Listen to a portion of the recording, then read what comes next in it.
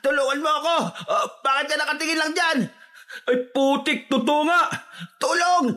Makalapain ako nitong si Linda! Ang dami niyong shot-shot! Tumakbo na lang kayo! Aray! Ayan, tanga! Hindi tumitingin sa dinaraanan! Tayo! Bilisan mo! Mga kasama, unti-unti na silang umatras. Isa lamang ang ibig sabihin nito. Nagwagi tayo ngayong gabi.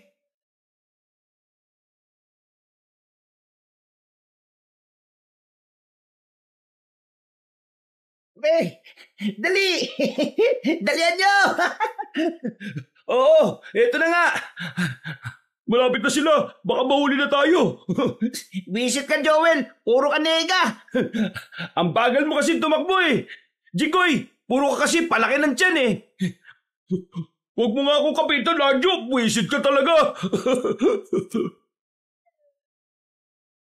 Nasa kalagitnaan sila ng pagtakas ng mga sandaling yon. Hinahabol sila ng may-ari ng bahay na kanilang pinasok. May daladalang baril ang matandang yon at ilang beses na silang pinaputukan. Pero hindi pa rin sila matamaan.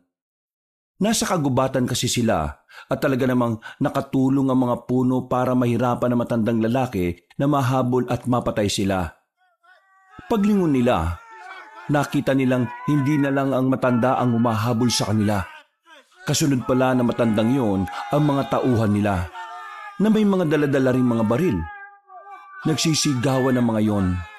Mararamdaman sa boses ng mga lalaki nagigil na silang mahuli. Mga pre, tingnan nyo, dumami yung mahabol sa atin. Malamang mga tauhan yun na matanda. Mayaman yung ninakawan natin eh. Mayor yun. Ang dami niyong shot-shot. Tumakbo na lang kayo. Aray! Ayan, tanga. Hindi tumitingin sa dinaraanan. Tayo, bilisan mo.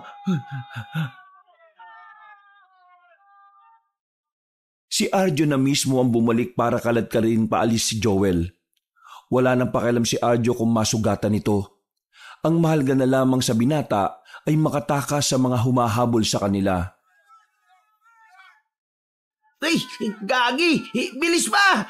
Dito sa gilid! Talon! Ha? Mukha mo! Talon! Huwag kang duwag! Talon! Tinulak na sila ni Jinggoy pababa sa tubig. Nasa tuktok kasi sila ng isang falls at kung hindi sila tatalon doon, hindi nila matatakasan ng mga armadong kalalakihan na nakasunod sa kanila. Pagtalon nila ay niratrat pa sila ng bala sa tubig. Buti na lamang ay hindi sila tinamaan. Hindi na sila hinabol pa ng mga yon. Kaya naman dali-dali na silang lumangoy papunta sa gilid para makaahon. Hingal na hingal ang tatlo. Sumabay pa ang malamig na klima ng mga sandaling yon. At ang tubig na naroon ay parang nababara ng yelo. Sa wakas, nakatakas din tayo sa mga tukmol na yon. Akala siguro nila, may isa nila tayo. Mautak yata to. Buti na lang, hindi tayo naabutan. Pero namukan kaya nila tayo? Tingin ko hindi naman, madilim eh. At saka malayo naman tayo sa kanila. Dapat lang talaga na hindi. Kasi kung namukaan nila tayo, yari tayo. Baka ipapatay tayo ni Mayor. Hindi basta-basta ginawa natin eh. Nagnakaw tayo ng pera niya. Pero naisip ko lang tama ba yung ginawa natin? Hindi naman tama ang ginawa natin, pero hindi rin naman tama yung ginawa ni Mayor eh. Galing lang din naman sa nakaw yung ninakaw natin. Saan ba galing yung perang ninakaw niya? Di ba sa kaban ng bayan? Oo, sa kaban nga ng bayan. Ano naman? Anong ano naman? Parang ninakawan na rin natin yung taong bayan. Wala tayong pagkakaiba kay Mayor. Ngayon ka ba talaga nakaramdam ng konsensya? 2 taon na nating trabaho yung ganito eh. Ngayon ka pa gumaganyan pre. Kapag ninakawan mo ang magnanakaw, hindi yung masama. Kinuha mo lang sa kanya yung kinuha niya. Pero kung yung pera nga ninakaw niya ay galing sa mga taong naghihirap at nagsisikap sa araw-araw, di ba parang sa taong bayan na rin tayo nagnakaw? Kung nakukonsensya ka, di yung parte mo rito sa kinuha natin ibigay mo na lang sa simbahan. Total, mabait ka naman eh. Malay mo, kunin ka kagad ni Lord. O ano? Ayaw mo ba? Amin na lang to. Ha? Buwang ka ba? Naghirap din ako dyan, no? Akala ko ba nakukonsensya ka? Kailangan ko rin ng pera. Tsaka, ang kapal ng mukha nyo kung kayo lang ang makikinabang dyan. Nagtawanan na lamang sila ng mga sandaling yon. Umalis na rin sila doon at kahit nilalamig, hindi na nila yun ininda. Ang mahalaga sa kanila ay ang bag na naglalaman ng maraming pera at alahas. Buti na lang talaga waterproof tong bag na to. Kung hindi, baka nauwi to sa bato. Mukha ka kasing bato eh, kaya madalas tayong minamalas dati eh. No, kalbo ka pa, masamang tao. Anong kunik? Kunik mo sa akin, tom ng ulo mo. Oh, tama na yan. Baka mag-away na naman kayo eh. Nung makalabas na sila ng kagubatan, saka lamang nila binuksan ang bag. Nasa likuran sila ng abandonadong sasakyan. Doon nila pinaghati-hatian ang perang nakulimbat nila sa isang magnanakaw din na mayor. Umabot ng halos 200,000 ang perang nakuha nila. Maliit pa yon kumpara sa pinagplanuhan nila. Pero masaya na rin sila kahit papaano. Ang mahalaga naman sa kanila ay meron kesa wala. Pantay-pantay at walang lamangan ng hatian. Ganun ang kanilang sistema kahit na hindi magkakapantay ang pagod na nailaan nila. Pag-uwi nila sa baryo nila, magaan ang kalooban ni Arjo. Meron na kasi siyang pambayad ng mga utang ng kanyang ina. May pambili na rin siya ng gamot ni Aling Sylvia.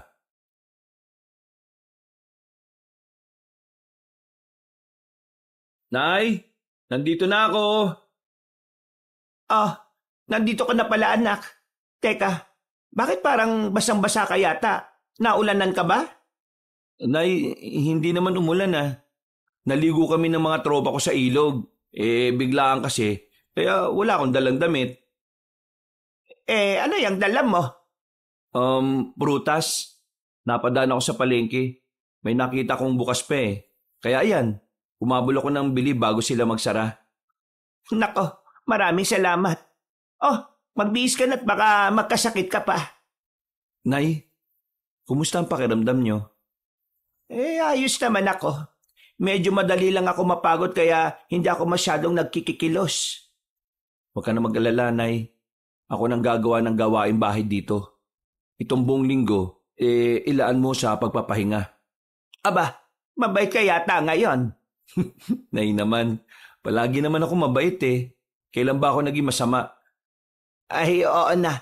Mabait ka na. Sige na, magbihis ka na doon. Napangiti na lang si Arjo. Tumungo siya sa kanyang maliit na silid at agad na nagpalit ng damit. Pagkatapos, napatulala na naman siya sa lapag. Naalala na naman niya ang ginawa nilang pagpasok sa bahay ng kanilang mayor. Sa buong buhay ng pagnanakaw kasi nila, yun ang pinakamabigat nilang ninakawan. Ayos lang naman siguro yun. Hindi naman kami nagnakaw sa mga mahihirap eh. Sa mayayaman na may illegal na gawain kami nagnanakaw. Pero parang kaban kasi ng bayan yung ninakaw namin kay Mayor eh. Ay nako, yan na nga. Sumasakit lang ulo ko.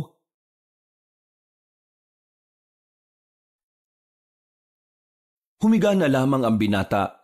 Nakatulog agad siya sa sobrang pagod. Ilang araw din kasi nilang pinagplanuhan ng ginawa nila. At sa mga sandaling yun niya lang talaga naramdaman ang matinding pagod. Kinabukasan ay nagising siya nang makaramdam na siya ng gutom. Naalala niyang hindi nga pala siya kumain. Buti naman at nagising ka na. Mag-alas 9 na eh, oh. Mag-almusal ka na. Ay, salamat, Nay. Naganda ka pa pala talaga na almusal ko, ha? Lagi naman ako naghahanda ng makakain mo, ah. Umupo na lang si Arjo. Susubo na sana siya ng masarap na itlog na medyo sunog nang biglang magsalita ang kanyang ina na siyang nagpatigil sa kanya. Nabalitaan mo na ba yung nangyari? Ho? Kagigising ko lang, Nay. Ano ba yun? Si Mayor daw, napasok na mga magnanakaw ang bahay. Nasamid si Arjo dahil sa kanyang narinig. Hindi niya alam kung papaano siya tutugon sa sinabi ng ina. Hindi kasi alam ni Aling Silvia ang trabaho nilang magkakaibigan. Wala itong kamalay-malay na ang perang dinadala niya sa bahay ay galing pala sa nakaw. Alam mo, ang mga magnanakaw na yan, mga walang puso yan eh.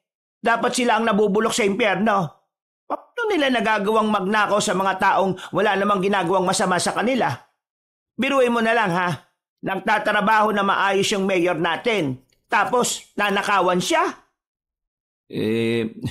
Sigurado ba kayo na maayos ang trabaho ni Mayor? Baka mamaya nagnanakaw din naman siya. Hoy, hinaan mo ang boses mo. Baka may makarinig sa'yo. Ikaw talaga, ang bait ni Mayor na. Malit ka pa lang ang pamilya na nilang nangangalaga dito sa atin. Kaya mabuting tao si Mayor. Kaya nga nakakagalit kasi siya pa ang ninakawan. Yung mga magnanakaw na yan, mga tamad magtrabaho. Palibasa hindi yata naturuan ng mga nanay ng magandang asal. Nako, mga magnanakaw sana mamatay na. Hindi malaman ni Arjo kung papaano niya tatanggapin ang mga sinasabi ng kanyang ina. Kulang na lang ay bigla na lang siyang himatayin dahil lahat ng sinabi ng matanda ay salung-salo niya. Nung puntong iyon, nakaramdam na naman siya ng konsensya. Pero pilit niyang nilalabanan yon. Mas kinakapalan na lang niya ang kanyang mukha at palaging iniisip na wala siyang ginagawang masama. Matapos kumain ay agad siyang nakipagkita sa mga kaibigan niya. Sa bakuran pa lang ni Jinggoy, naamoy na niya ang alak. Sakto naman na naroon din si Joel. Pero normal lang si Joel dahil hindi naman ito nag-iinom ng alak. Oh, anong nangyari dyan? Malamang lasing. Pagka-uwi kagabi, nakita ko nag-inom ka agad eh. Di na talaga uuwi yung asawa niya? Hindi na. Sabi niya sa akin kagabi, nalaman niya na magpapakasal na yung asawa niya sa iba. Aray ko. Sakit naman nun. Ito naman kasi si Jinggoy eh. Kung noon pa lang pinakasalan na niya si Linda, edi sana walang naging problema. Para kahit nakahanap na yun ng iba hindi naman makakapagpakasal. Hindi naman kasi yung kasal ang problema. Ang problema niya yung katotohanan na hindi na nga talaga siya mahal ng dati niyang asawa. Correction lang ah. Hindi naman niya asawa si Linda kasi hindi naman sila kasal eh. Kalibin lang. Ay, oo nga pala no. Pero ayos na rin siguro na naghiwalay sila. Kaysa naman magkaroon ng asawa tong kaibigan natin na may lahing aswang. Oo nga pala no. Totoo ba yung chismis na yon? Yang sabi ng ibang kakilala ni Linda, totoo naman daw talaga na may lahing aswang yung angka ni Linda eh. Ang kaso, wala namang makapagpatunay. Puro haka-haka lang. Pero mali mo nga, di ba? Mas maganda ng sigurado. Nakakatakot pa naman yung mga aswang na yan. Bakit? Ano bang ginagawa ng mga aswang? Nangangain ng buntis? Hindi lang buntis, no? Sabi ni Mama, sa probinsya nila kahit sino kinakain ng aswang. Depende kung kailan sila gutom. Nako, kwento na naman. Ay nako, saan na ako maniniwala kapag may nakita na talaga akong totoong aswang? Ikaw ang bahala. May kanya-kanya naman tayong paniniwala eh. Paniwalain mo kung anong gusto mo. Pero minsan pre, wala namang mawawala kung maniniwala tayo eh. Minsan pa nga nakakatulong sa atin yun eh. Oo na. Ay, bukas nga pala. Anong balak? Tuloy pa ba tayo sa pamisa ni Father Teston? Pagkatapos siyang ginawa natin, may gana ka pa talaga magsimba ha. Kakaiba ka rin eh no. Nakokonsensya na nga ako eh. Parang gusto ko nang itigil tong ganitong gawain. Uy, tandaan mo lang na ang mga binibiktima lang natin yung mga mayayamang tao na may ginagawang masama. Wala tayong ninanakawan na inosente no. Hindi na lang talaga ako magsasalita, baka hindi mo naman ako maintindihan eh. O sige na, punta lang ako ng palengke. Naglakad na rin ang binatang si Arjo paalis. Napadaan siya sa simbahan at napansin niyang tila nagkukumpulan ng mga tao sa tapat. Lumapit siya roon. Nakita niya si Mang Ping na nakikiusyoso. Si Mang Ping ang dating barangay kagawad na napilitang mag-resign dahil na rin sa katandaan. O Mang Ping, ano nangyari? Arjo, buhay ka pa pala. Ngayon na lang kita nakita. Eto ba? Yung kisame kasi ng simbahan, gumuho, bumagsak na. Buti na lang, nabagsakan, marupok na rin. Kasi ang simbahan na yan sobrang tagal na kasi yan. Wala hindi naman na ipapayos ng lokal natin. Napasilip ang binata sa loob. Nakita niya kung papaanong lumungkot ang mukha ng mga madre at ang paring si Teston sa gilid ay nakaupo at nakatingin lang sa nangyari. Parang lugmok at naiiyak na rin. Kung ako lang may pera, pinaayos ko na yan Ang kaso, wala naman akong pera Ang maraming pera, yung mga konsehal, mga congressman at mayor natin.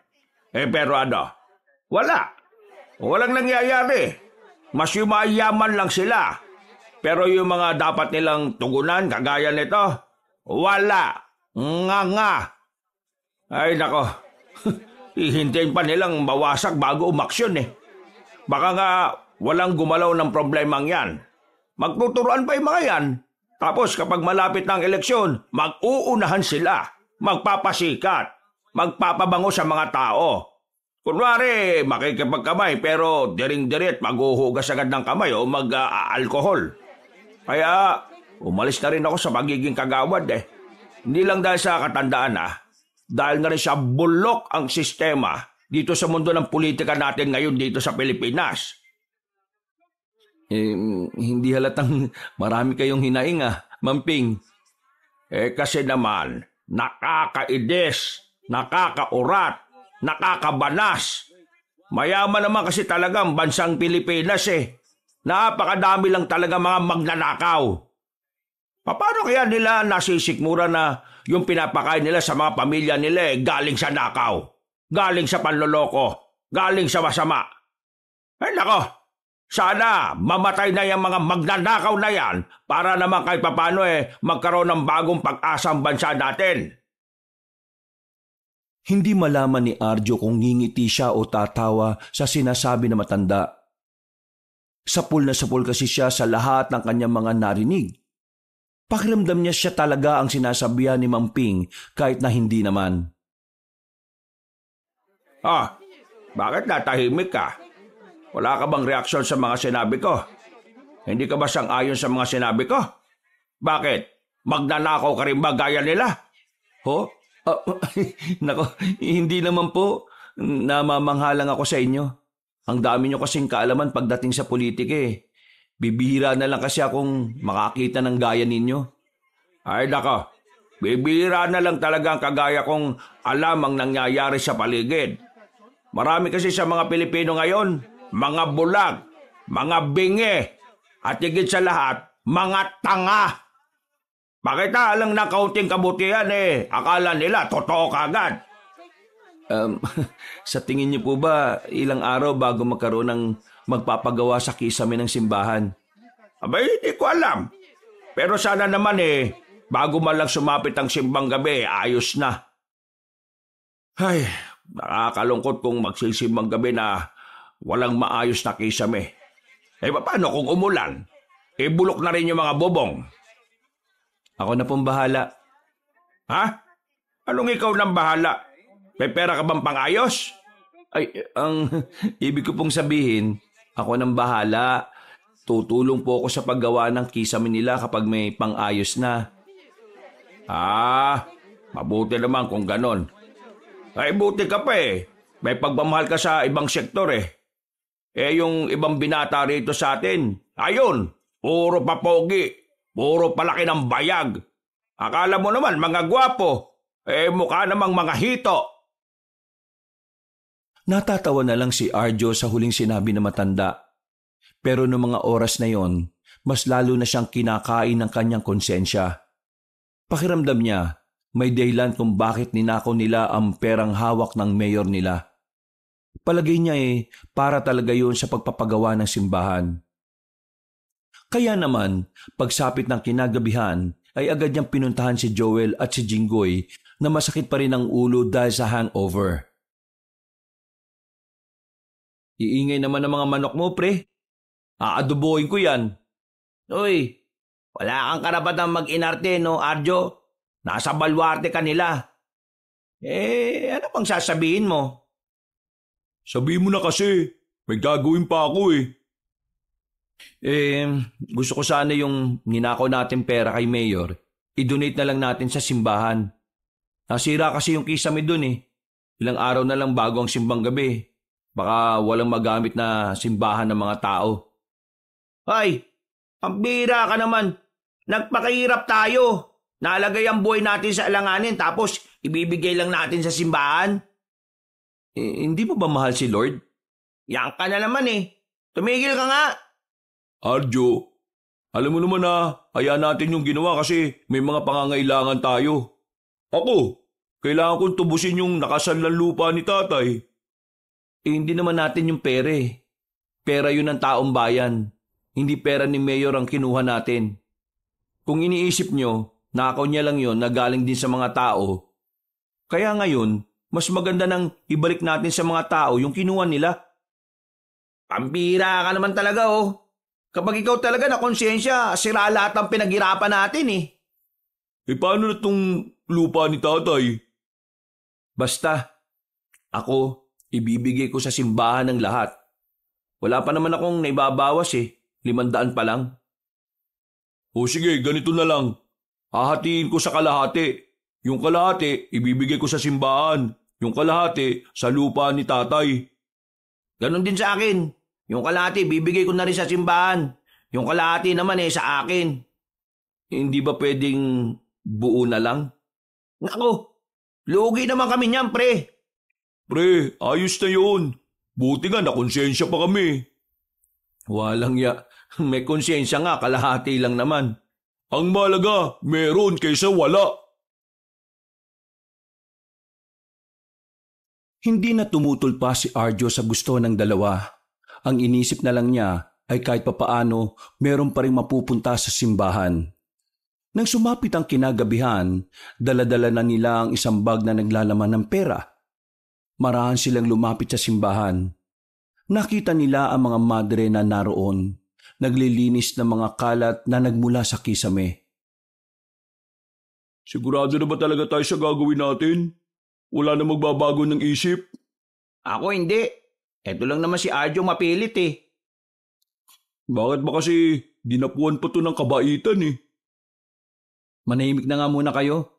Baka marinig pa tayo rito Ako pa mapapahama kasi ako ang lalapit dun. Kung ibigay mo na lang sa kanila at sabihin mong galing sa isang mayamang tao. Buang ka ba? Di napaghinalaan naman ako. Baka mamaya isipin pang ito yung perang ninakaw kay Mayor Hindi ka talaga nag-iisip kahit kailan, Joel no? Huminga ng malalim si Arjo. Tumingin-tingin siya sa paligid niya. Kinakabahan ng binata. Namamawis ang kanyang palad.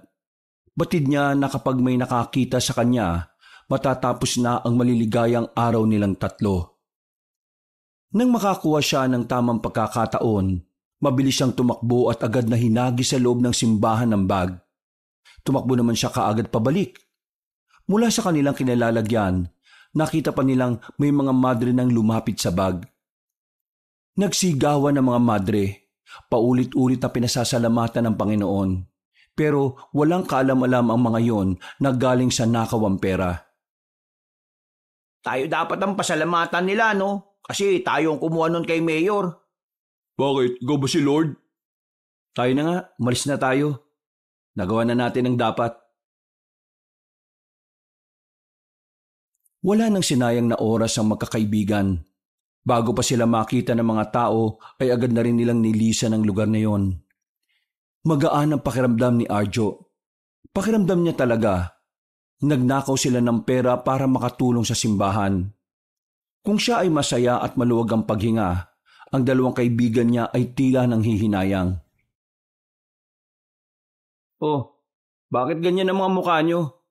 Dapat nga masaya kayo kasi may natulungan tayo, di ba? Pre, ang laking pera nang nawala sa akin. Paano ako matutuwa? Hindi kasi kami kasing bait mo eh. Ayaw nyo pala bakit kayo pumayag na ibigay ang kalahati. Kasi gusto namin magawa ang gusto mo. Ibig sabihin lang yan, pre, mababait din kayo. Ayaw nyo lang kasing aminin. Pre, nakakapagod maging mabait sa bansang to. Nakakahingal, nakakasawa. Kapag naging mabait ka, mahina ka. Hindi totoo yan. Yun ang realidad na dapat mong tanggapin, Arjo. Kaya nga tayo gumagawa ng masama kasi wala tayong napapala kung magiging mabait tayo eh. Tingnan mo, tumingin ka sa lipunan. Yung mga politiko na yan, mababait ba talaga ang mga yan? Hindi. Mababait lang sila kasi may kailangan sila sa ating mga tao, yung boto natin. May mga politiko pa rin namang mabubuti. Hindi naman lahat nabubulok. At dahil nga kakaunti lang ang mabubuti, wala rin naman sila magawa. Anong gusto mo mangyari? Maging masama na lang din sila kasi di nila mabago ang bansang ito. Hindi naman ganun ang sinasabi ko. Hindi mo naman ako naintindihan eh. Tama na yan. Baka mamaya mag-away pa kayo. Ganito na lang. Sa susunod na operation natin, alamin na natin sa una pa lang kung sino yung magdo-donate. Para naman walang maging problema sa hatian. Hindi na ako sasama mga pre. Ha? Bakit naman? Magbabagong buhay ka na? Gusto ko ng magbagong buhay. Para na lang sa nanay ko. Naawa ako sa kanya eh. Kapag nalaman niya itong ginagawa natin, baka magalit siya at itakwil niya ako. Bakit? May bala ka bang sabihin sa kanya balang araw? Kasi di ba mabait ka? Ang mabait hindi nagsisinungaling. Yun na nga ang problema ko eh. Ayos lang sa akin kung magbago ka. Ikaw kasi, may pamilya ka pa. Nandun ka sa nanay mo. Ako, wala na. Kaya ayos lang sa akin na dito na ako habang buhay. Ako may pamilya pa rin naman ako eh. Pero kasi wala naman silang pakialam sa akin eh. Ginagatasan lang nila ako. Akala kasi nila may matino akong trabaho. Hindi nila alam na ito ginagawa ko. Hindi. Lahat tayo dapat magbagong buhay. Ako, uunahan ko na kayo. Pag-isipan nyo, mahirap mabuhay sa maling paraan. Sumisikip ang mundo natin sa ganito. Lalo na't mga masasamang tao rin ang ninanakawan natin. Ano? Magbago? Di ko alam ah. Basta ako, iniisip ko pa rin yung asawa ko. O bakit? Aasa ka pa bang babalik siya? Hindi pre. Anong inaano mo dyan? Nagpunta kasi doon pinsan ko na isa para maningin lang utang. O tapos? May sinabi sa akin pinsan ko na hindi ko alam kung totoo ba o hindi. Pero kasi naiisip ko pa rin hanggang ngayon eh. Ano ba kasi yan? Pabiting ka pa eh. Sabi kasi ng pinsan ko, parang nakita niya si Linda na iba yung itsura. Ha? Paanong iba yung itsura? Palagi naman pangit yung asawa mo. Uy, bibig mo naman. Ano nga? Sabi ng pinsan ko, parang haba ng dila ni Linda. Tapos yung mukha niya naman parang kulubot daw. Sa halip nga na singilin niya, tumakbo na lang daw siya eh. Nung una, hindi ako maniwala. Kasi paano niya naman malalaman bahay ni Linda yun? Pero naalala ko, nasa iisang baryo lang pala sila nung bagong lalaki ni Linda. At saka yung pinsan ko na yun hindi naman mahilig gumawa ng kwento yun. Tahimik na tao lang yun eh. Kaya pag nagsabi yun, sigurado totoo. Ibig sabihin pala niyan pre, totoong chismis na may lahing aswang ang asawa mo. I mean, yung dati mong asawa. Akala ko naman kasi gawa-gawa lang yun para paghiwalayin kami. Kaya hindi ako naniniwala.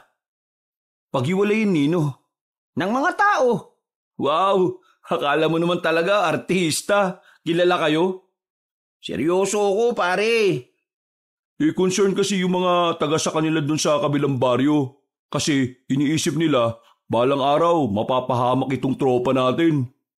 Basta pre, wala akong napapansin sa kanya na ganun mula nang magsama kami. Ngayong naghiwalay na kami, doon na talaga lumabas yung pagiging niya. Baka naman kaya siya nakipaghiwalay kasi ikaw lang din ang iniisip niya, di ba? Ibig sabihin, mahal niya pa ako. Ito talaga si Joel. Pinaasa na naman si Jinggoy. Basta mga pre, pakiramdam ko talaga, aswang siya eh. Malalaman lang natin yan kung pupuntahan natin. Kayo na lang. May gagawin pa ako eh. Sus, natatakot ka lang eh. Bakit naman ako matatakot kung alam kong hindi naman yung totoo, di ba? Para nga malaman natin kung totoo o hindi, sumama ka sa amin. Wala namang mawawala, di ba? Oo nga, sumama ka na sa amin. O baka naman kasi takot ka lang talaga. Pwede sasama ako. Takot ang putik. Nung gabing yun, wala silang sinayang na oras. Agad-agad silang nagtungo sa kabilang baryo para tingnan kung totoo nga ba ang kanilang hinala na aswang si Linda. Lungyang bayan. Labas pa lang, alam mo nang hindi na nakakatuwa eh. Dilim naman ang bahay nila. Wala ba silang ilaw? Dami niya namang satsat. Tara na, lumapit na tayo.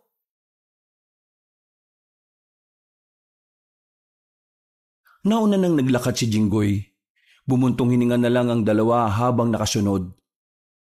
Nang makapasok na sila sa bakuran, sinilip nila ang loob ng bahay, tutal nakabukas naman ito. Walang tao doon. Kandila lang ang ilaw pero nasiguro nilang wala roon si Linda. Naglakad sila papunta sa gilid ng bahay. Nakita nila roon ang babaeng si Linda, nakatalikod at nakatingala sa itaas. Linda, mahal? Pre, hindi ka naman yata niya narinig eh. Lapitan mo kaya? Baliw ka ba? Paano kung totoong aswang yan? Eh di sinakmal siya. Linda, naririnig mo ba ako? Ako ito, si Jinggoy. Nandito ako para... Ha? Uy, gagi! Mga pre! Una na ako sa labas ha! Ikaw pala duwag eh. Napailing na lang si Arjo. Nanatili siya roon kahit na medyo nawiwirduhan na siya sa mga nangyayari. Biglang nakaisip naman si Jinggoy na lapitan ng babae. Nangawakan na ni Jinggoy si Linda, bigla na lamang yung humarap ng may nakakatakot na muka. Maging si Jinggoy ay napaatras na rin. Aalis na sana sila nang biglang pumaibabaw ang babae kay Jinggoy. Tulungan mo ako! Bakit ka nakatingin lang dyan? Ay putik, totoo nga! Tulong! Makalapain ako nitong si Linda! Agad na hinubad ni Arjo ang kanyang sapatos at agad na sinampal sa muka ang babae. Nang makaramdam ng pagkahilo si Linda, ay dali-dali na silang tumakbo. Hinilan nila si Joel na naabutan nilang nasa labas. Hindi na rin naman sila hinabol ni Linda, kaya agad na rin silang nakalabas sa baryong yon. Gagi pre! Buti na lang, hindi talaga kayo nagkatuluyan. Totoo nga ang aswang. O ano, tameme ka no? Bakit? Bakit naging ganun siya? Hindi pwede yun. Isa lang ang ibig sabihin yan. Ngayon na yung tamang panahon para maging aswang siya. Hindi pa rin ako makapaniwala. Nangihinayang ako sa kanya eh. Totoo nga talagang aswang eh, no? Ay naku, paulit-ulit ka. Para kang sirampla ka. Ano namang gagawin natin ngayon mga pre? Wala. Wala tayong pagsasabihan na aswang si Linda. Baka tugisin siya ng mga taong bayan, pre. Hindi ko kayang malaman na pinatay siya ng mga tao. Gagi. Paano kung siya na mismo magpakita sa tao? Sana, wag. Baka naman makapanakit siya ng ibang tao, pre. Naku, malilintikan tayo niyan. Ipagdasal na lang natin na sana hindi ganun na mangyari. Ipagdasal? Ngayon magdadasal tayo eh. Kanina lang sa simbahan ang sama-sama ng ugali natin. Huminga na lang ng malalim si Arjo. Nawiwindang siya sa naranasan nila. Akala nila kapag nakauwi na siya ng bahay ay mababawasan ang stress na dinaranas niya sa nangyari. Pero nang abutan niya ang kanyang ina, nakita niyang masama ang tingin nito sa kanya habang may hawak na walis tingting. Bigla na lamang siya nitong pinagpapapalo. Wala siyang ideya kung bakit. Aray, Nay! Bakit ba kayo nananakit? Aray, ano bang problema ninyo? Bakit ako nananakit? Hindi mo pa pala talaga alam? Nay naman, hindi naman ako magtatanong kung alam ko eh. Lasing ba kayo, Nay? Anong lasing? Buwang ka na ba? Kailan ako nag-inom? Ano ba kasing problema nyo? Problema ko? Ikaw! Hindi ko alam kung saan ako nagkulang sa pagpapalaki sa'yo. Bakit ka humantong sa ganyan? Akala mo siguro hindi ko malalaman? Ang alin? Yang ginagawa mong pagnanakaw! Natameme ang lalaking si Arjo nang marinig yun mula sa kanyang ina. Tila nanlambot ang kanyang tuhod. Namawis ang kanyang palad dahil sa kaba at hiya. Hindi niya alam kung papaano niya ipapaliwanag sa ina ang tungkol doon nang hindi yun nagagalit. Kahit na magkandakuba-kuba ako, kahit na magkasakit ako kakalabada, kahit na magutom ako para lang may makain kayo, ginagawa ko pa rin lahat. Ni kailanman ay hindi pumasok sa isip ko ang magnakaw. Kasi para sa akin, mas masarap gastusin ang perang galing sa pinagpaguran mo. Tapos ikaw, ninanakaw mo ang perang pinagpapaguran ng iba. Nay, yung mga kinukuha naman namin ay hindi naman mga mabubuting tao. Galing din sa mga masasamang tao ang mga pera na yun. Di, anong pinagkaiba mo sa kanila?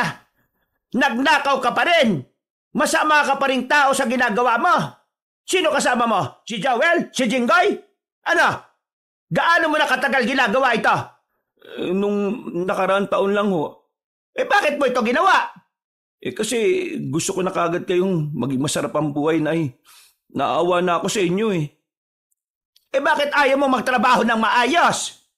Hindi ako yayaman kung mangangamuhan lang ako, Nay. Hindi kita kayang paunlarin kung magiging empleyado lang ako. Walang nayaman sa pagiging empleyado. Sa tingin mo, may mga yumaman sa pagnanakaw? Oo, Nay. Tumingin ka na lang sa mga politiko ngayon. Teka nga. Umamin ka nga sa akin. Kayo ba ang kumuha ng pera ni Mayor? Opo. Kami po. Pero binigay namin sa simbahan ng pera. Yung sa akin, buo. Sa mga kaibigan ko, kalahati lang. Binigay namin doon kasi naisip ko, pera ng taong bayan yun eh. Diyos ko. Alam mo bang pinapahanap na ni Mayor ang magnanakaw ng pera niya? Alam ko naman yun, Nay. Kaya nga nag-iingat kami. Ay nako, sumasakit ang ulo ko dahil sa iyo, Arjo. Hindi ko alam ang gagawin ko sa iyo. Napakalaking gulo ng pinasok mo. Nakakasama ka ng loob. Matagal mo na palang ginagawa yan. Siguro lahat ng ibinibigay mong pera sa akin may mga galing sa nakawan na. Paano mo nasisikmura ang ganon? Hay, nakakaya ka. Nakakadismaya ka. Mataas pa naman ang tingin ko sa iyo kasi akala ko yung malaking pera na sinasahod mo galing sa marangal na paraan. Palagi pa kitang ipinagmamalaki sa mga amiga ko. Nay, patawad do. Pero gusto ko na rin pong magbagong buhay. Abay dapat lang. Kasi kung hindi ka magbabago, itatakwil kita bilang anak ko. Mas pipiliin kong mabuhay na lang sa mundo na mag-isa kaysa may kasama akong magnanakaw sa loob ng bahay.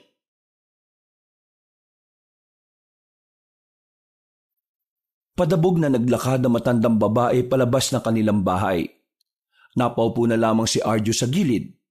Dismayado siya sa kanyang sarili. Pinaghandaan niya naman ang mga pangyayaring yon, pero hindi niya inakala na malala ang magiging epekto nito. Makalipas ang ilang araw, hindi pa rin pinapansin ni Aling Silvia ang binatang si Arjo. Ang binata naman ay sinusubukang suyuin ng kanyang ina. Bumili na siya ng kung ano-ano. Pinaglutuan niya ito at pinagsilbihan. Pero kahit na anong gawin niya, tila matigas talaga ang puso ng matandang babae. Hanggang sa isang araw, Nay! Nay! Nandiyan ba kayo sa loob? Pabukas naman tong pintuan oh. Nandito mga kaibigan ko, kakausapin ka raw po nila. Kung tulog nanay mo, huwag na nating istorbohin. Oo nga, sa ibang araw na lang pre. Gisingin si nanay. Ayaw niya lang ako makita. Teka, pakibot nga yung plies na yon. sinubukan ng binata na sungkitin ang nakalak sa loob. Nagtagumpay naman siya. Nang mabuksan na nila ang pintuan, laking gulat nila nang maabutang nasa sahig na ang matandang si Silvia. Nag-aalala itong nilapitan si Arjo. Nay! Nay! Anong nangyari sa inyo?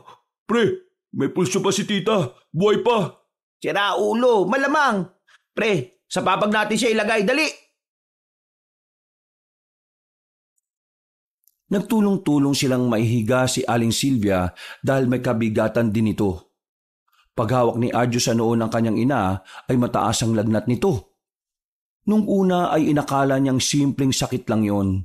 Pero sa mga sumunod na araw, bigla na lamang nakakaramdam ng sakit sa tagiliran ng kanyang ina. Sinubukan naman nilang dalhin sa ospital.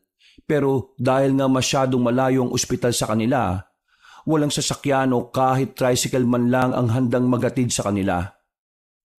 Lahat ng nakakausap nila ay tumatanggi kahit na sinasabi nilang emergency yon. Uy, para ka sira ulo. Huwag mo nga paginitan yung mga bote ko dyan. Nananahimik yung bote. Walang magagawa yung pagwawala mo. Kahit basagin mo pa lahat ng bote dyan, kung wala kang maiisip na ibang paraan para magamot ang nanay mo, wala rin mangyayari. Kasalanan ko to eh. Kasalanan ko kung bakit siya nagkasakit. Kung hindi lang sana ako naging magnanakaw, hindi siya may stress ng ganun kalala. Hindi ito ang tamang oras para sisihin mong sarili mo, pre. Ikaw na lang ang inaasahan ni Aling Silvia. Kung pati ikaw magiging mahina, sinong tutulong sa kanya para gumaling? Tama si Jinggoy, pre. Kailangan mo maging matatag. Iklaro mo muna yung utak mo para makapag-isip ka ng maayos. Kailangan niyo ba ng tulang? Napalingon ng 3 binata sa labas nang marinig nila ang tinig na yon ni Mang Ping, ang dating kagawad ng kanilang baryo. Pumasok ito ng bakurang kahit hindi nagpapaalam. May alam po ba kayong sasakyan na makakapagatid kay nanay sa ospital? Sumakit daw kasi yung tagiliran niya eh. Hirap na raw siya. Wala akong kakilala na may sasakyan, pero meron akong alam na makakagamot sa kanya. Sinong doktor yan? Gagawin ko ng paraan para mabayaran siya. Hindi siya doktor. Ano? Mekaniko? Malay mo, engineer. Maluluwag yata tornilyo ng mga utak nyo, no? Mamaya na nga kayo magsalita dyan. Kayo talagang dalawa, oh. Isa siyang albularyo, manunugis, mandirigma at amasona. Albularyo at ano? Basta, may kakayahan din siyang makagamot ng kahit na anumang uri ng sakit. Hindi ako naniniwala sa albularyo eh, pero wala akong choice. Sige, pero saan ko makikita yung taong yun? Sa bundok ng Bolboles. Bundok ng ano? Bolboles. Mamping, pinagtitripan niyo ba ako? Seryoso ko ngayon kasi kalusugan ng nanay ko ang pinag-uusapan natin dito. Bolboles ang putik. Magubat ba doon? Huwag ka na nga makisabat, uy. Seryoso din naman ako, Arjo. Yung kasi talagang pangalan ng bundok na yon. Kapag nalagpasan niyo ang bundok na yon, pagbaba niyo sa panan naroon ng isang baryo. Puro babae lang ang naroon. Pinagbabawal ang kalalakihan doon pero kapag sinabi niyo ang pakay niyo, ay tatanggapin naman nila kayo roon. Sandali, paano mo naman nalaman yan? Baka mamaya gawa-gawa mo lang yan ha? Nabalitaan niyo naman siguro nung muntikan na ako mamatay dahil sa stroke. Doon ako dinala ng mga kapatid ko. Gumaling ako kinabukasan lang din. Totoo itong sinasabi ko, hindi to gawa-gawa lang. O sige, sabihin na nating totoo. Pero paano naman kami makakapunta dyan?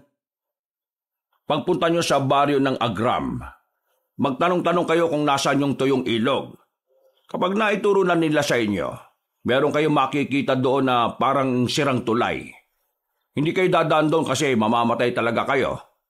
Yung sa gilid ng sirang tulay, meron doon parang maliit na kuweba. Diretsuin nyo lang.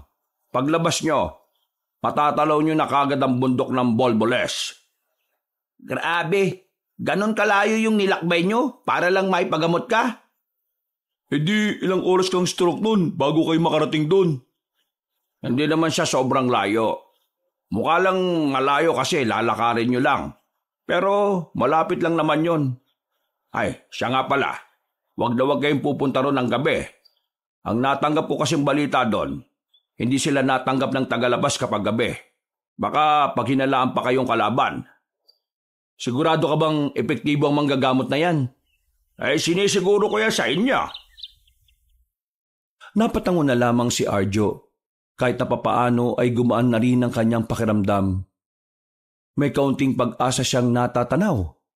Matapos ang usapan na yon ay agad na rin niyang binalikan ang kanyang ina. Naabutan niya itong nakaupo. Wala na itong lagnat pero dumadaing pa rin sa sakit ng tagiliran. Nay, nandito na po ako. Hindi mo pa rin ba ako papansinin? Magdadalawang linggo na akong parang mag-isa na lang dito eh. Sana nga nawala na ako para talagang mag-isa ka na lang dito. Para naman malaman mo ang halaga ko. Nay, mahalaga naman kayo sa akin.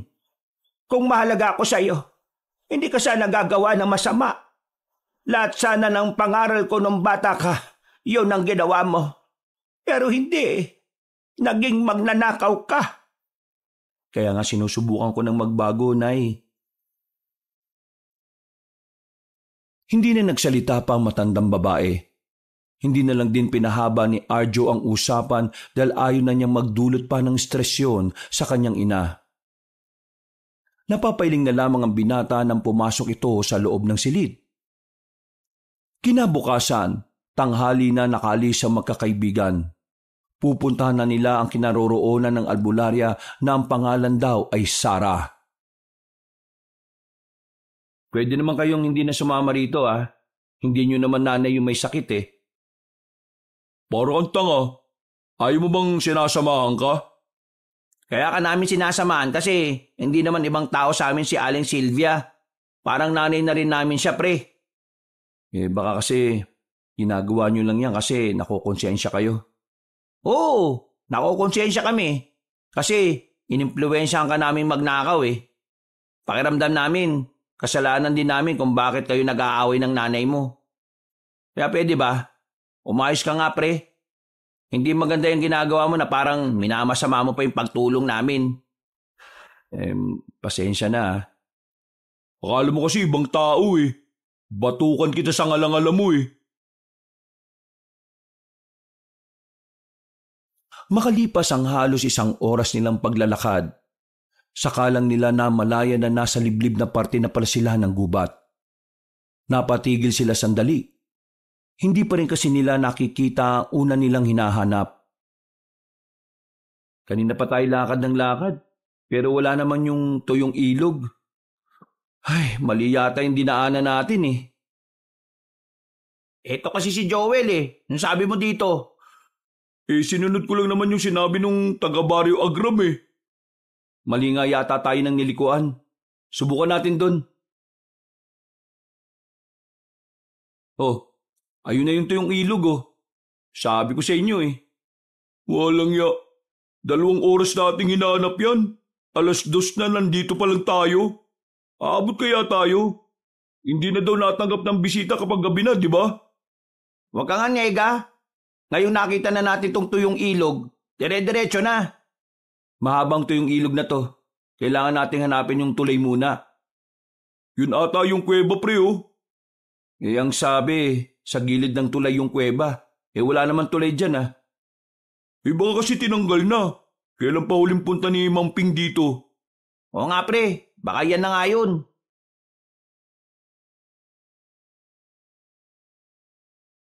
Nagmamadali silang lumapit doon. Nilabas na agad nila ang daladala nilang flashlight. Tipikal na kuweba lang naman yun, pero malaki-laki. Binilisan nila ang kanilang lakad. Paglabas nila sa kuweba, meron silang nakitang malaking bundok. Wow, malapit na tayo. Anong malapit ang pinagsasabi mo? Malaki lang yung bundok kaya akala mo malapit. Bilisan na natin, baka abutin na naman tayo ng gabi. Pumasok na naman sila sa kagubatan. Dire-diretso lang sana ang lakad nila. Ang kaso nga lang, may mga parte ng gubat na talagang kinailangan nilang lumiko. Bagay na nagdulot na sa kanila ng kalituhan kalaunan. Pambira, tama pa ba itong dinaraanan natin? 5:00 na oh. Hindi pa rin natin nalalagpasan yung Bolboles. Nagkamali na naman siguro tayo ng dinaanan. Kainis. Kapag kasi kayong nagsasabi ng direksyon, naliligaw tayo eh. Oh, may bahay dun oh. Tanungin natin yung nakatira dyan kung saan yung tamang daan. Sa pagbabaka sakaling makaalis doon, ay lumapit na sila sa bahay. Ni hindi man lang sila nag-isip kung bakit may bahay sa gitna ng liblib na kagubatan. Pero bago sila makapasok ng bakuran, napanganga sila sa kanilang dinatnan. Hindi normal, hindi pangkaraniwan ang mga ganoong imahe. Mabilis silang umalis at nagtago sa halamanan. Kinusot-kusot nila ang kanilang mata. Akala nila ay panaginip lang ang kanilang nakita. Pero hindi. Totoong mga katawan ng taong pira-piraso ang nakalatag sa mahabang lamesa. Nasa bilog na sangkalan din ang hita ng isang tao. Putik, ano yung nakita natin? Shh! Huwag kang maingay. Mga pre, tao yung kinatay dun oh. Teka, baka mamaya Ano? aswang ang nakatira dyan. Pambirang buhay to. Muli silang nanahimik na makaramdam sila ng mga yabag. Marahan silang sumilip. Nakita na lamang nila ang isang matandang lalaki na may daladalang itak. Normal lang naman ang itsura nito, pero hindi pa rin sila nagpapakita sa takot na baka sila naman ang katayin. Nilibot ni Arjo ang kanyang tingin. Inalam niya kung saan mas magandang tumakbo. Pero bago siya makakita ng tamang daan, napansin na sila ng matandang lalaki. Nakalitaw kasi ang isang paa ni Joel sa gilid. Putik, ang tanga mo naman, Joel. Mabilis lang tumakbo paalis nang makita nilang nagbago na ng anyo ang matandang lalaki. Tumakbo rin yun para sundan sila. Sa kasagsagan ng kanilang pagtakas ay naririnig nilang tila umalulong ang aswang na humahabol sa kanila. Palagay ni Arjo, nagtatawag ng kasama ang aswang na yon. Kaya naman binilisan pa nila ang kanilang pagtakbo. Halos 1 oras din yata silang tumatakas. Unti-unti na rin dumidilim ang paligid. Maya-maya pa, naramdaman na lang nilang wala nang nakasunod sa kanila. Nagpahinga na muna sila sa gilid. Umupo sila sa katabi na punong balete at doon nagtago. Mukhang mas lalo tayong lumayo ah. Wisit talagang buhay to oh.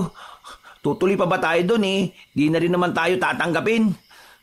Ang una mong isipin, kung saan ang daan palis dito. Mukhang maraming aswang dito sa gubat na ito eh. Huwag kayo masyado matakot. Kailangan nating kumalma para makapag-isip tayo na maayos. Hindi naman na tayo siguro nasundan nun, no? Pahinga lang muna tayo. Mga pre, pasensya na ah. Pati kayo nadadamay dito. Ayan ka na naman eh. Kurting ko yung lalamunan mo eh. Ano yung mabaho? Joel, ikaw ba yung mabaho? Ay, nakatapak yata ako ng tae. Hindi yan tae ng baka o kalabaw. Malamang tae yan ng tao. Ha? Baka tae ng aswang. Kumuha ka nga doon ng dahon. Punasan mo yung sapatos mo. Sakit sa ilong eh. O kaya itapon mo na lang yung sapatos mo. Ha? Itapon? Katos ng pagnanakaw natin to, no? Huminga na lamang ng malalim si Arjo. Sumasakit na ang ulo niya sa ginagawa nila. Pero kapag iniisip niya ang kanyang inang may sakit, nagagawa niyang kayanin kahit na mahirap. Makalipas ang halos kalahating oras na pagpapahinga, umalis na rin sila. Sa kanilang pinagtataguan, hindi man nila alam ang kanilang direksyon ay nagpatuloy pa rin sila sa paglalakad. Sinusundan lang nila ang direksyon na nakatutok sa bundok na kanilang natatanaw. Gabi na, inabot na sila ng dilim. Kaya naman mas lalo pang nadadagdagan ang kanilang kaba. Pakiramdam nila, anumang oras ay maaari silang mahuli ng mga aswang.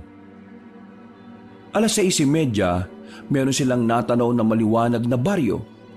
Nagkaroon sila ng saglit na pagtatalo kung lalapit ba roon o hindi. Hindi tayo pwedeng basta na lang lumapit dyan, Arjo. Malay ba natin kung mga aswang ang nakatira dyan sa baryong yan? Paano kung Yan yung baryo ng mga sinasabing babae ni Mang Ping. Ang sabi ni Mang Ping, kailangan nating lagpasan yung bundok ng Bulboles. Hindi ba? Hindi pa tayo nakakalagpas eh. Ayun pa lang yung bundok oh. Baka naman kasi nagkamali lang si Mang Ping. Kasi kung kailangan pa nating lagpasan ng bundok na yan, sobrang tagal na. Baka nga ito talaga yun, Joel. Kapag tayo napahamak, kasalanan nyo ah. Wala tayong mapapala kung di natin aalamin. Subukan lang natin. Nauna nang naglakad si Arjo. Noong mga oras na yon, desperado na silang mahanap ang baryo ng mga Amazona. Kaya nang lumapit sila roon, napatingin sila agad sa mga nasa harapan. Mula sa labas, tinanaw nila ang loob. May nakita silang ilang kalalakihan na naroon at meron din namang kababaihan. Sa puntong yun pa lang, nagtaka na si Joel. Sabi ni Mang Ping, puro kababaihan lang yung nasa baryo ng mga Amazona. Pero tingnan nyo oh, may mga lalaki. Ibig sabihin, hindi ito yung hinahanap natin. Naloko na. Nakatingin na sila sa atin. 1, 2, takbo! Bago pa sila malapitan ng mga naroon, tumakbo na sila paalis. Tamang hinala sila na baka aswang ang mga naroon. Pero hindi nga sila nagkamali. Dahil nang lumingon sila, nakita nilang gumagapang at tumatalon-talon ng mga nakabuntot sa kanila. Ang biblis gumapang ng mga tokmol! Huwag mo akong hawakan sa damit, si Raulo!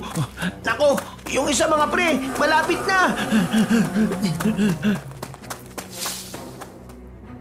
Kinuha ni Arjo ang sanga sa gilid. Huminto ito sandali at saka hinampas sa mukha ang aswang. Nang hindi yung tablan ay tinusok naman niya ang aswang sa mata. Dali-dali siyang sumunod sa dalawang kaibigan. Pagdating nila sa dulo ay wala ng daan. Ang bato na nakatambak ang kanilang dinatnan. Sa kanan mga pre!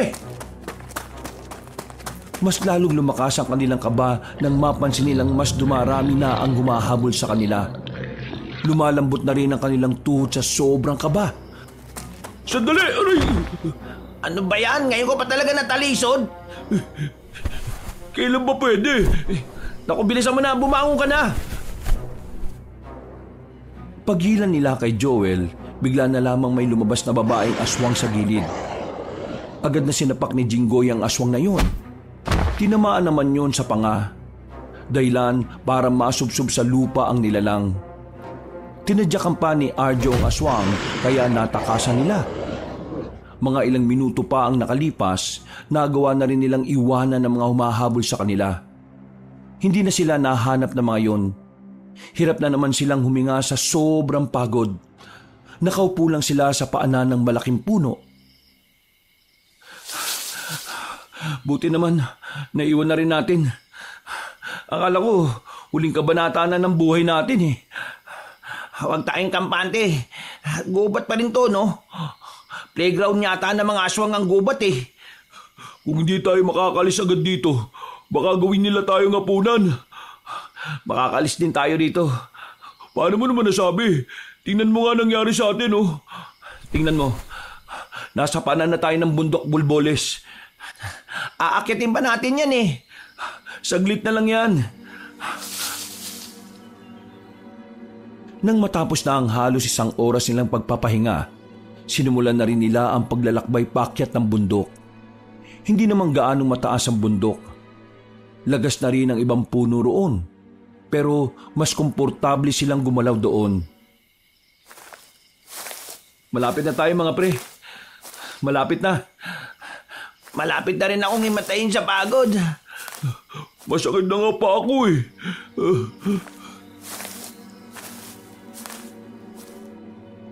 Kalahating oras lang ang nagdaan. Nakita na rin nila sa ibaba ng bundok ang maliwanag na baryo. Tila nawala ang kanilang pagod. Nagkaroon sila ng panibagong gana. Sigurado na silang yun nga ang baryo ng mga Amazona na kailangan nilang mapuntahan. Sa sobrang pagmamadali, gumulong si Joel pababa. Buti na lamang ay hindi nabagok ang ulo nito. Nang nasa harapan na sila ng baryo, malapad ang ngiti ni Arjo. Naisip kasi niya kagad na gagaling na ang kanyang ina.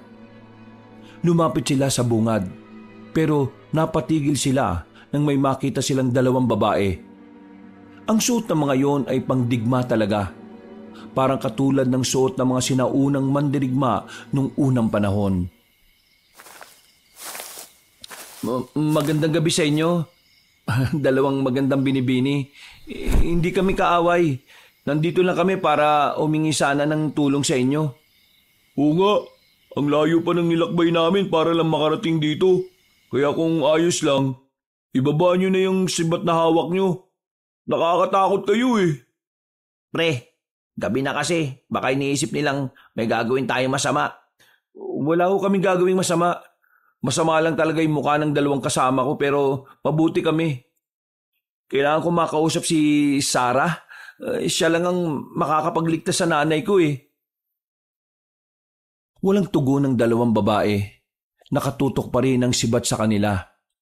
Nang akmang lalapit na sila, bigla na lamang may dumating na isa pang babae. May daladala itong itak. Napatigil ang tatlong lalaki. Nagdikit-dikit at nababahala. Hindi kami kalaban. Kalma lang. Sino kayo? At anong pakay niyo sa lugar namin? Kailangan ko makausap si Sarah. Nabalitaan ko kasi na magaling siyang manggagamot. Kailangan ko kasing ipagamot ng nanay ko eh. Nananakit ang tagiliran niya. 2 linggo na. Baka naman pwede niya akong matulungan. Hindi na lang gagamot si Sarah. Ha? Ang sabi ni Mang Ping, manggagamot daw siya. Umalis na kayo. Hindi kami tumatanggap ng mga tagalabas lalo na't oras na ng pagpapahinga. Malas naman no. Ang layo kaya ng nilakad at tinakbo natin, makarating lang dito. Tapos ngayon, pauwi nyo lang kami na parang bata. Oo nga naman. Sana naman may konsiderasyon kayo. At saka kawawa naman ang nanay niyo oh. Si Sarah na lang ang natitira niyang pag-asa eh. Walang ospital na malapit sa amin. Miss, kahit saglit lang. Gusto ko lang makausap si Sarah. Gusto ko lang... Ha? Hindi na naituloy ni Arjo ang kanyang mga sinasabi nang biglang itutok sa kanya ang itak. Napatigil ang binata. Hindi siya gumagalaw sa takot na baka bigla na lang siyang mawala ng ulo. Hindi ba kayo nakakaunawa? Hindi na kami tumatanggap ng panauhin sa ganitong oras. Sino mang tawang biglang pumunta rito sa ganitong oras ay tinuturing naming kaaway. Oo, naiintindihan ko. Kalma ka lang, miss. Relax lang. Ibaba mo na yan. Wala naman kaming gagawing masama eh. Dahil nagpupumilit kayo makapasok, papapasukin ko kayo. Yun naman pala eh. Mga kasama, dakpin ang 3 yan at ilagay sa piitan. Bukas ng umaga ay lilitisin sila. Naku naman, makakapasok nga, sa kulungan naman. Teka, sandali lang, uy! Ang kukulit nyo ah! Sinubukang agawin ni Jinggoy ang itak na hawak ng babae. Pero laking gulat nila nang biglang bumagsak si Jinggoy sa lapag.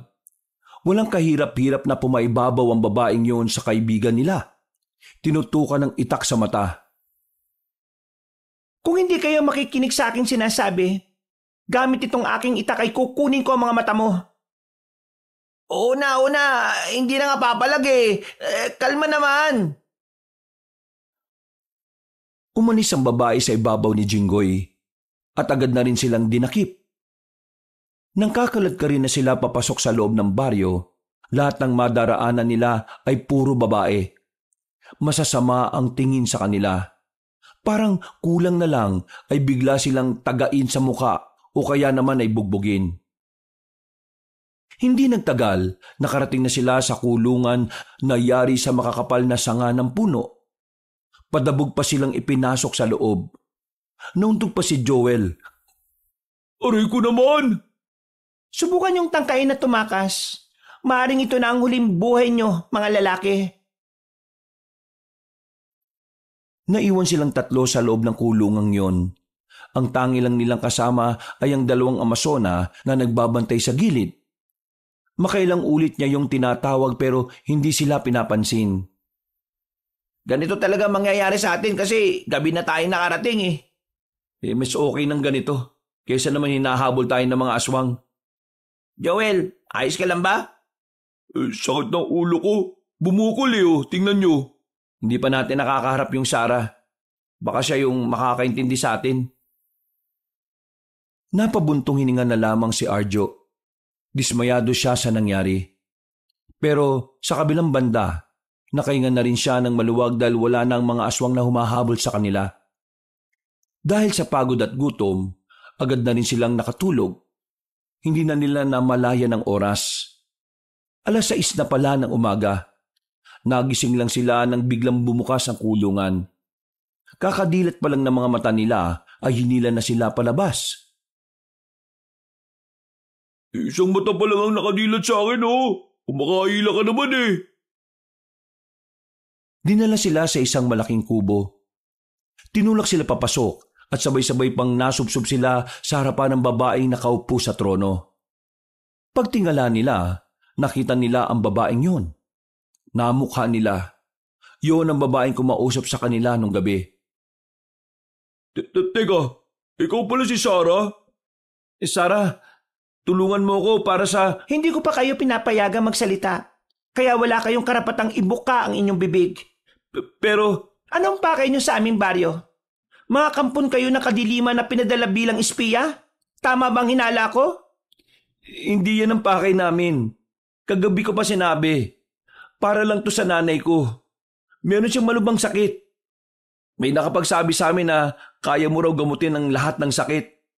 Kaya ito, nagbaka sakali lang kaming pumunta rito.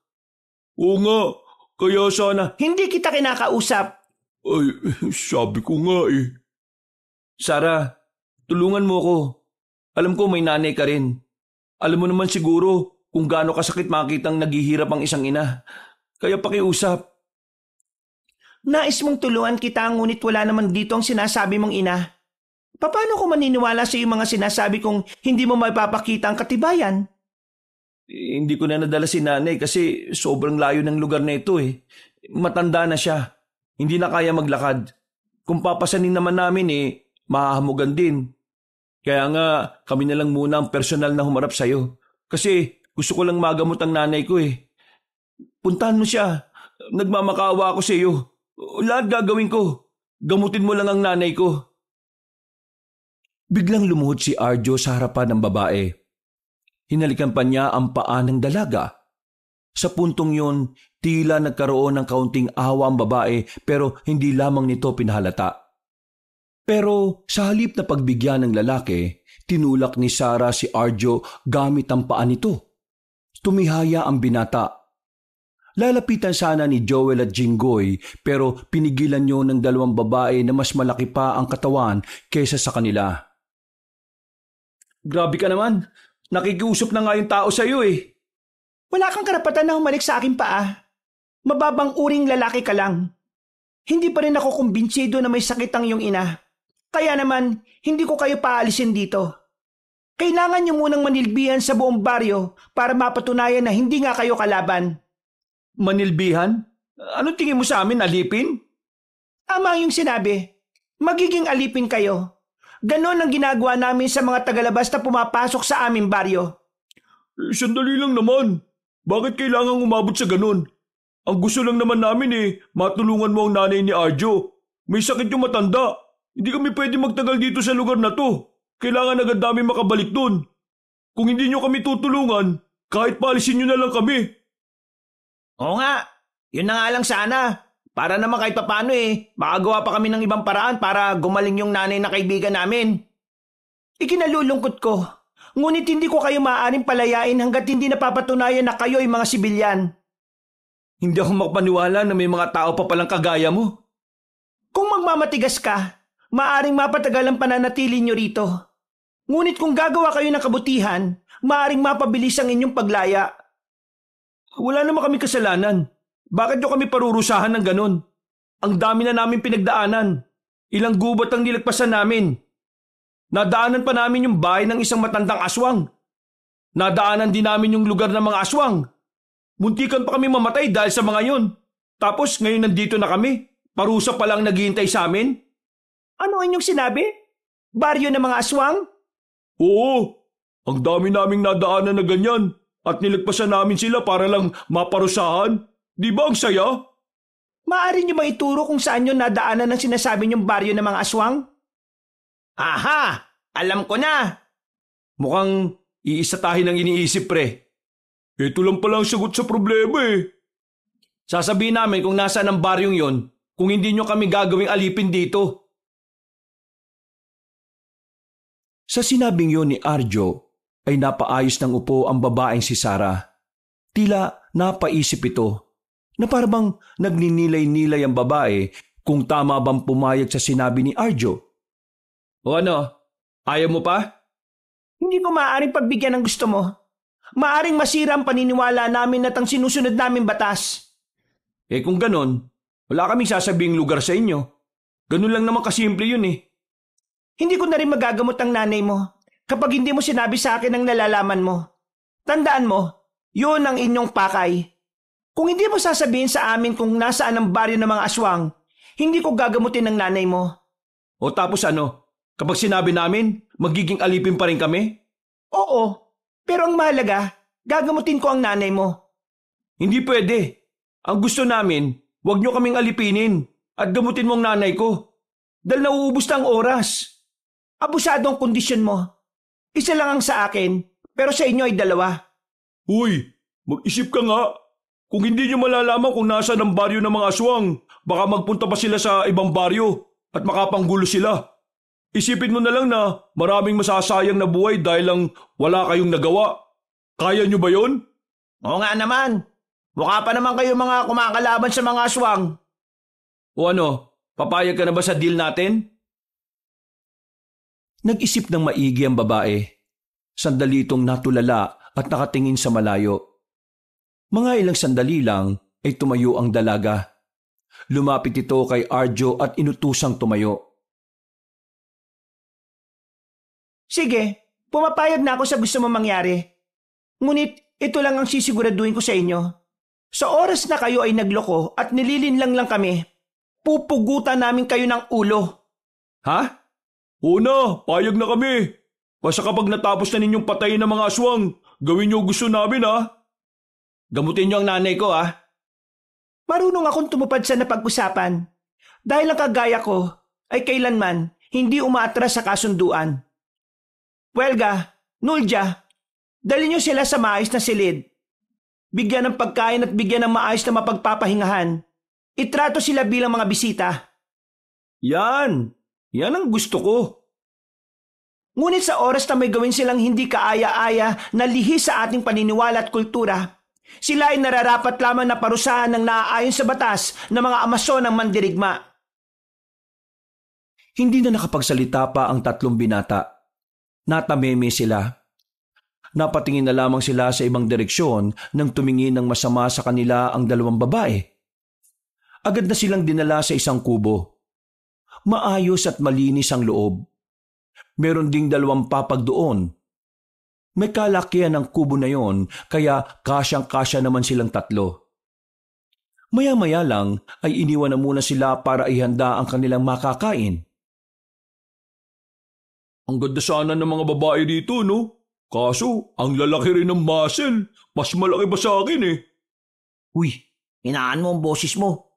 Kapag narinig nila yung pinagsasasabi mo, baka isipin nilang nilalabag natin kultura nila. Binabastos natin sila. Kailangan muna nating magpakabait dito. Ang mahalaga, wala silang ginagawa sa atin. Pero, natandaan niyo ba kung saan yung baryo ng mga aswang? Ang dami na nating nadaanan kaya nakakalimutan ko na eh. Oh, akala ko ba alam nyo? Ikaw? Hindi ko rin matandaan eh. Joel, ikaw ba? Ay, pambihira naman talaga oh. Akala ko naman naaalala nyo. Hala, anong gagawin natin ito? Hindi mo rin naaalala? Diyos ko naman oh. Paano yan? Di magpanggap na lang tayong alam natin. Madadaanan naman natin siguro yung gubat eh. Kung malaman nilang nakalimutan natin, ugot ang ulo natin. Kailangan natin galingang magpanggap mamaya. Kapag nabuko nila tayo, siguradong tapos ang buhay natin. Pero dapat subukan pa rin nating maalala. Napabuntong hininga na lamang ang binatang si Arjo. Pero nararamdaman niya ang kakaibang kaba sa kanyang dibdib. Kaba na hindi niya nararamdaman nung hinahabol siya ng mga aswang. Maya-maya pa, dumating na rin ang kanilang pagkain. Gutom na gutom silang tatlo kaya agad-agad na rin nilang hinilantakan ang mga nakalatag sa hapagkainan. Pagkatapos nilang kumain, hinayaan na silang makapagpahinga. Bandang 5:00 ng hapon, ginising na rin sila ng mga babae. May mga daladala ng mga sandata mga yon. Kitang-kita na handang-handa na mga yon. Ang aga nyo naman, aalis na ba? Kailangan na nating umalis. Hindi umaalis sa mga Amazona ng gabi. Ganun din naman ah. Gabi na rin naman tayo makakarating. Maganda na kayong tatlo. Kumuha na kayo ng sandata nyo. Ha? Bakit? Para saan? Ituturo nyo ang baryo ng mga aswang. Kaya inaasahan na maaring pati kayo ay madamay. Marapat lang na may sandata rin kayo upang may pagtanggol nyo ang inyong mga sarili. May punto naman siya, pre. O sige, lalabas na kami. Noong mga oras na yun ay agad na rin silang kumuha ng kanilang sandata. Sinakyan na lamang nila ang mga sinasabi ni Sarah.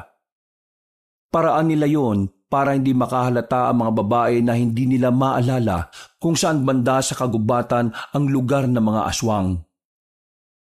Hindi nagtagal, lumabas na rin sila ng baryo.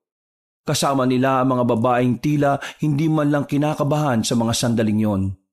Para bang normal na lang sa mga yon na kumakalaban ng aswang. Samantala, nang magsimula na rin silang maglakad ay nagsimula na rin lumakas ang kaba ni Arjo. Kayong mauna dahil kayong nakakaalam ng daan. Sigurado ka bang kakayanin natin ang mga aswang?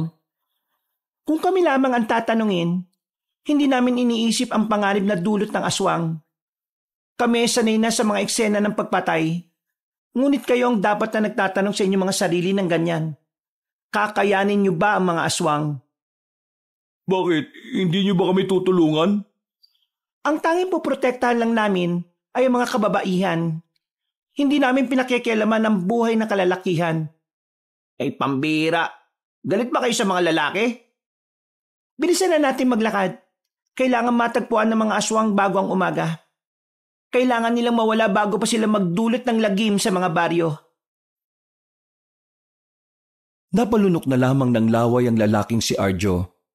Pakiramdam niya, hindi na talaga mapipigilan ang pag-abante nila. Nababahala siya na baka kapag tumagal, makahalata na rin si Sarah sa mga kilos nila. Makalipas ang 1 oras, sumapit na rin ang kinagabihan. Madilim na sa kagubatan, pero maliwanag pa rin ang katotohanan na hindi nila maalala kung nasaan ang baryo ng mga aswang. Kanina pa tayo naglalakbay ngunit hanggang ngayon ay nasa kawalan pa rin tayo. Umamin nga kayo sa akin. Alam niyo ba talaga kung nasaan ang lungga ng mga nilalang na aswang? O hindi niyo talaga alam at nililinlang niyo lang kami? Tingin mo talaga malapit lang yun sa baryo ninyo? Kung malapit lang yun di sana nakita nyo na kagad. Malayo yun, kaya hindi pa tayo nakakarating. Kung maghihintay ka lang, makakarating din naman tayo eh. Siguraduhin niyo lang. Dahil sa gubat na ito, maaring dito na kayo ilibing. Ang pinakaayaw ko sa lahat ay ang mapanlinlang na tao. Sino bang nakakalam kung nasaan ang lungga ng mga aswang? Di ba kami? Kaya manahimik na lang muna kayo.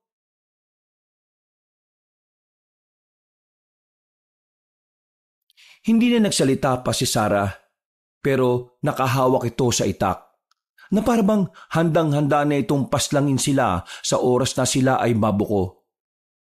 1 oras pa ulit ang nakalipas, hindi na nakatiis ang pinuno ng mga Amazona. Humarang na ito sa kanilang dinaraanan. Tinutukan na ng itak si Arjo, bagay na nagdulot naman ng kakaibang kilabot para sa lalaki. Bakit? Ano bang problema? Alam kong hindi niyo naman alam kung nasaan ang hinahanap namin. Niloloko niyo lang kami. Malayo pa nga. Bakit ba kasi mas marunong ka pa? Nakababa na tayo ng bundok ng Bolboles. Pero wala pa rin. Nasaan? Wala kayong maituro. Ibig sabihin lamang nito, wala kayong alam. Ang kulit mo naman. Malapit na nga eh. Kasasabi mo lang na malayo pa. Ngayon malapit naman. Halatang nagloloko ka eh. Patay na. Nako, naloko na talaga. Hindi nyo alam. Oo na. Hindi na namin may tuturo. Pero totoong nadaanan namin ang baryo ng mga aswang. Ang kaso nga lang, sa sobrang taranta namin sa pagtakas, hindi na namin matanda ng mga dinaanan namin. Pero totoong alam namin. Nakita pa nga namin kung anong mga itsura nila eh. Nakakatakot sila. Palagi naglalaway. Umaangil na parang aso tapos naglalaway din na parang gutom na hayop. Totoo sinasabi niya. Meron din kaming nakita unang bahay. May matandang lalaki doon na may mga karne ng tao na nasa mahabang lamesa. Hindi kami nagsisinungaling. Hindi lang talaga namin matandaan. Hindi ako naniniwala sa inyo. Kaya paumanhin. Pero kailangan kong tuparin ang aking sinabi.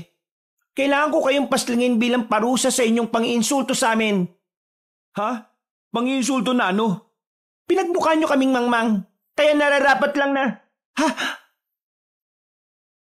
Napatigil si Sarah nang marinig nila ang mga kaluskos sa paligid. Lahat sila ay napalingon sa kung saan. Kinakabahan na lamang si Arjo nang makita nilang naghahanda na sa pakikipaglaban ng mga amasonang babae. Bakit? Anong nangyayari? Mga kababaihan, ihanda nyo ang mga sarili ninyo. Narito na ang mga kalaban natin. Sabi naman sa inyo, di ba?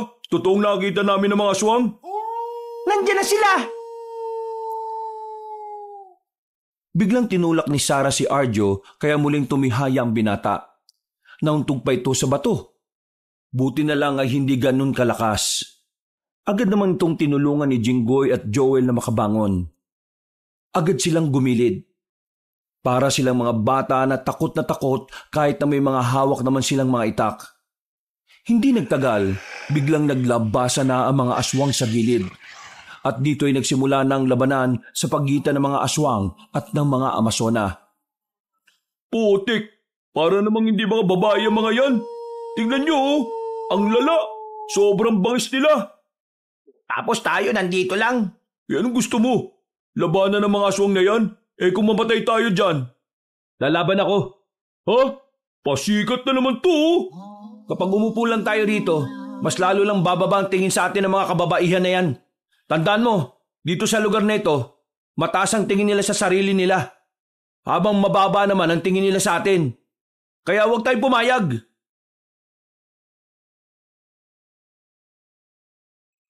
Kahit na hindi sumang-ayon sa kanya ang dalawa, umalis pa rin si Arjo sa kanilang pinagtataguan. Sumama siya sa mga nakikipaglabang kababaihan. Kahit na hindi niya alam kung paano papaslangin ng mga aswang, ginawa pa rin niya ang kanyang makakaya. Nang mapansin siya ni Sarah, tila nakuha niya ang respeto ng babae sa kanyang ginawa. Sigurado ka ba sa ginagawa mo? O bakit? Anong tingin mo sa akin? Takot? Hindi ganoon ang mga lalaki. Kami mga lalaki, matatapang, barako, malakas at magiting. Kung yan ang pananaw mo, hindi kita pipigilan. Napailing na lamang si Arjo. Nilapitan niya ang isang aswang na nagtatangkang umatake ng patalikod. Nailigtas ni Arjo ang isang Amazona. Dahil doon ay mas lalong nagkaroon ng lakas ng loob si Arjo. Pakiramdam niya kasi ay isa na siyang bayani sa kanyang ginawa. Pero sa mga nakalipas na mga sandali, mas lalo pang dumami ang mga aswang. Sa puntong ito, naramdaman na ni Arjo na hindi uubra ang kanyang pagpapasikat. Kaya naman muli niyang binalikan ng dalawang kaibigan na sa mga sandaling yon ay nakasiksik pa rin sa gilid ng puno. Wala ba kayong gagawin? Dumarami na sila Maya naman kayo sa mga babae. Ang yabang mo naman, porque may napatay ka ng isang aswang. Kaya na nila yung mga yan. Tingnan mo, parang hindi man lang sila nahihirapan Sa likod natin! Agad na pinadapa ni Arjo ang dalawang binata.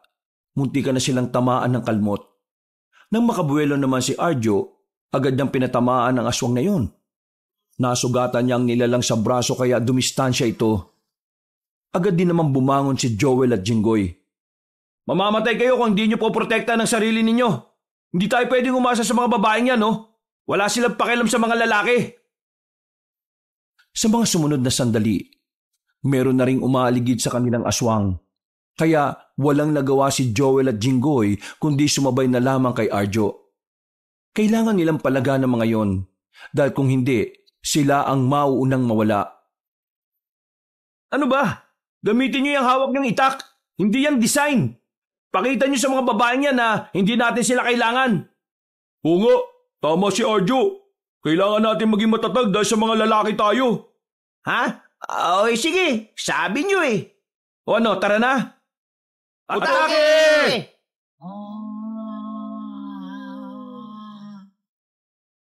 Sabay-sabay nilang nilapitan ang mga aswang na nasa harapan nila. Bara-bara nilang winasiwas gamit ang kanilang mga itak. Hindi magawang makatake ng aswang dahil puro ilag lang ang ginagawa ng mga yon. Dahil sa taktika ng tatlo, napalayo nila ang mga aswang na kumakalaban sa kanila. Nakalapit na rin sila kina Sarah. Ano, nakita niyo ba kung paano kami lumaban? Wala ko nakita. Hindi nyo lang matanggap na may kwenta ang mga lalaki sa ganitong sitwasyon. Huwag kayong mag-alala ng mga kababaihan. Nandito ang 3 kalalakihan para kayo ay iligtas. Uy, pinagsasabi mo. Mga kasama, unti-unti na silang umatras. Isa lamang ang ibig sabihin nito. Nagwagi tayo ngayong gabi. Nagsigawan ng mga Amazona. Hindi nagtagal. Natigil na rin ang kaguluhan. Wala na ang mga aswang. Sila na lamang ang natira sa gitna ng kagubatan. O ano? Alam niyo na ngayong totoong sinasabi namin. Pero hindi nyo pa rin naituro kung nasaan ang kanilang lungga. Hindi ba halata? Malapit na yun dito. Nandito na rin sila. Kailangan ko ng eksaktong lokasyon. Sarah naman, alam kong hindi naman tayo close. Pero kailangan ko talaga ng gagamot sa nanay ko. Isang araw na ako nawawala dun. Nag-aalala na ako na baka kung ano nang nangyari sa kanya. Wala siyang kasama sa amin. Sige na, gamutin mo ng nanay ko. Hindi ako maaaring umalis sa aming baryo. Kahit na kailan, hindi ako nagpupunta sa pasyente. Ang pasyente ang nagpupunta sa akin. Matanda na nga ang nanay ko. Hindi na niya kaya maglakad eh. May sakit pa siya. Paano ko siya dadalhin dito? Kung may pakpak lang ako, di sana binitbit ko na siya. Isipin mo kung kasama namin siya ngayon. Paano kami tatakbo? Kung nandiyadyang hinahabol kami ng mga aswang. Isa lang ang ibig sabihin nun. Hindi ako dapat gumamot sa kanya. Ha? Seryoso ka ba talaga? Pinuntahan ka namin dito kahit na nalagay ang buhay namin sa panganib. Tapos ngayon, sasabihin mo sa akin na hindi ka ang dapat na gumamot sa kanya? Wala na ba talaga kayong konsiderasyon? Ang problema kasi sa inyo, puro lang kayo lakas eh. Puro lang kayo puwersa. Oo, matatapang kayo, matitigas kayo. Matataas ang tingin nyo sa sarili ninyo. Pero alam nyo kung anong wala sa inyo? Puso. Wala kayo nun. Magdahan-dahan ka sa pananalita mo dahil baka magsisi ka sa uli. O bakit? Pupugutan mo ako ng ulo? Kaming 3? Sige, wala na akong pakialam. Pugutan mo kami. Total, masyado namang makapangyarihan yata ang batas ninyo eh. Gusto ko lang naman tulungan mo ko. Kasi ako, naging masama akong anak. Ito na lang yung tanging paraan para makabawi ako sa kanya. Para mas makasama ko pa siya ng mas matagal. Tapos, ipagkakait mo pa rin? Kahit ginagawa naman namin lahat ng sinasabi ninyo?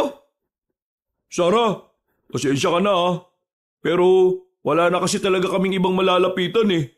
Ang layo ng ospital sa amin. Wala rin masakyan. Hindi rin naman mayaman si Arjo para mag-arkela.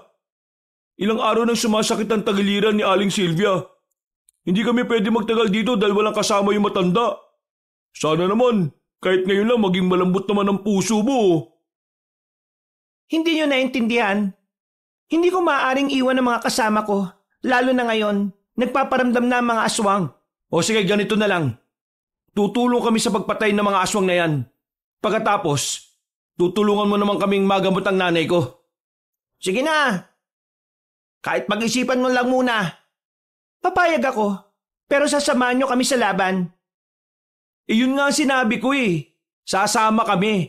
At kapag natalo na natin ang mga aswang, sasama ka naman sa amin para gamutin ang nanay ko. Nagkasundo na ang dalawang panig. Pumayag si Sarah sa kanilang kondisyon. Nang masiguro nilang wala ng aswang doon, agad na rin silang umalis. Bumalik sila sa baryo. Pagbalik nila, saka lamang naramdaman ng binatang si Arjo ang sugat niya sa balakang. Wala siyang kamalay-malay na tinamaan pala siya ng kalmot ng aswang. Napaupo siya nang humapdi yun. Napansin naman agad siya ng dalawang kaibigan kaya agad itong lumapit sa kanya. O pre, ano nangyari? May tama ka ba? Oo, ngayon ko lang din naramdaman. Kanina akala ko ayos lang ako eh. May sugat na pala ako. Patingin nga. Lintik na yan pre. Lalim niya na. Oo nga eh. Hindi ko alam kung bakit hindi ko naramdaman kanina. Namanhid yata ako eh. Sandali lang. Kakausapin ko yung babae. Wag na. Anong wag na? Tingnan mo nangyari sa'yo oh. Kapag humingi pa tayo ng tulong doon, baka mamaya may kapalit na naman. O baka mamaya hindi na niya gamutin si nanay. At saka baka tingnan na naman niya akong mahina o tayo. Pride pa rin ang pairalin mo ano. Kapag na-infeksyon yung sugat mo, mamamatay ka na. Tapos, hindi pa magagamot si Aling Silvia. Ako nang balang makiusap sa babaeng yun. Kailangan mo magamot. Namumutla ka na eh oh. Wala nang sinayang na oras ang lalaking si Joel. Mga 10 minuto pang nakalipas, bumalik ito kasama ang amasonang si Sarah. Agad nitong sinuri ang sugat ng lalaki. Nang makitang tila namamaga na yon at nagkukulay ube, inutusan agad ng babae ang mga kasama nito na kunin ang gamot. Maaari bang lumabas na muna kayo? Ha? Bakit naman? Mamaya kung anong gawin mo sa kaibigan namin eh. Buwang ka talaga eh no. Sumunod na lang tayo. Anong nararamdaman mo?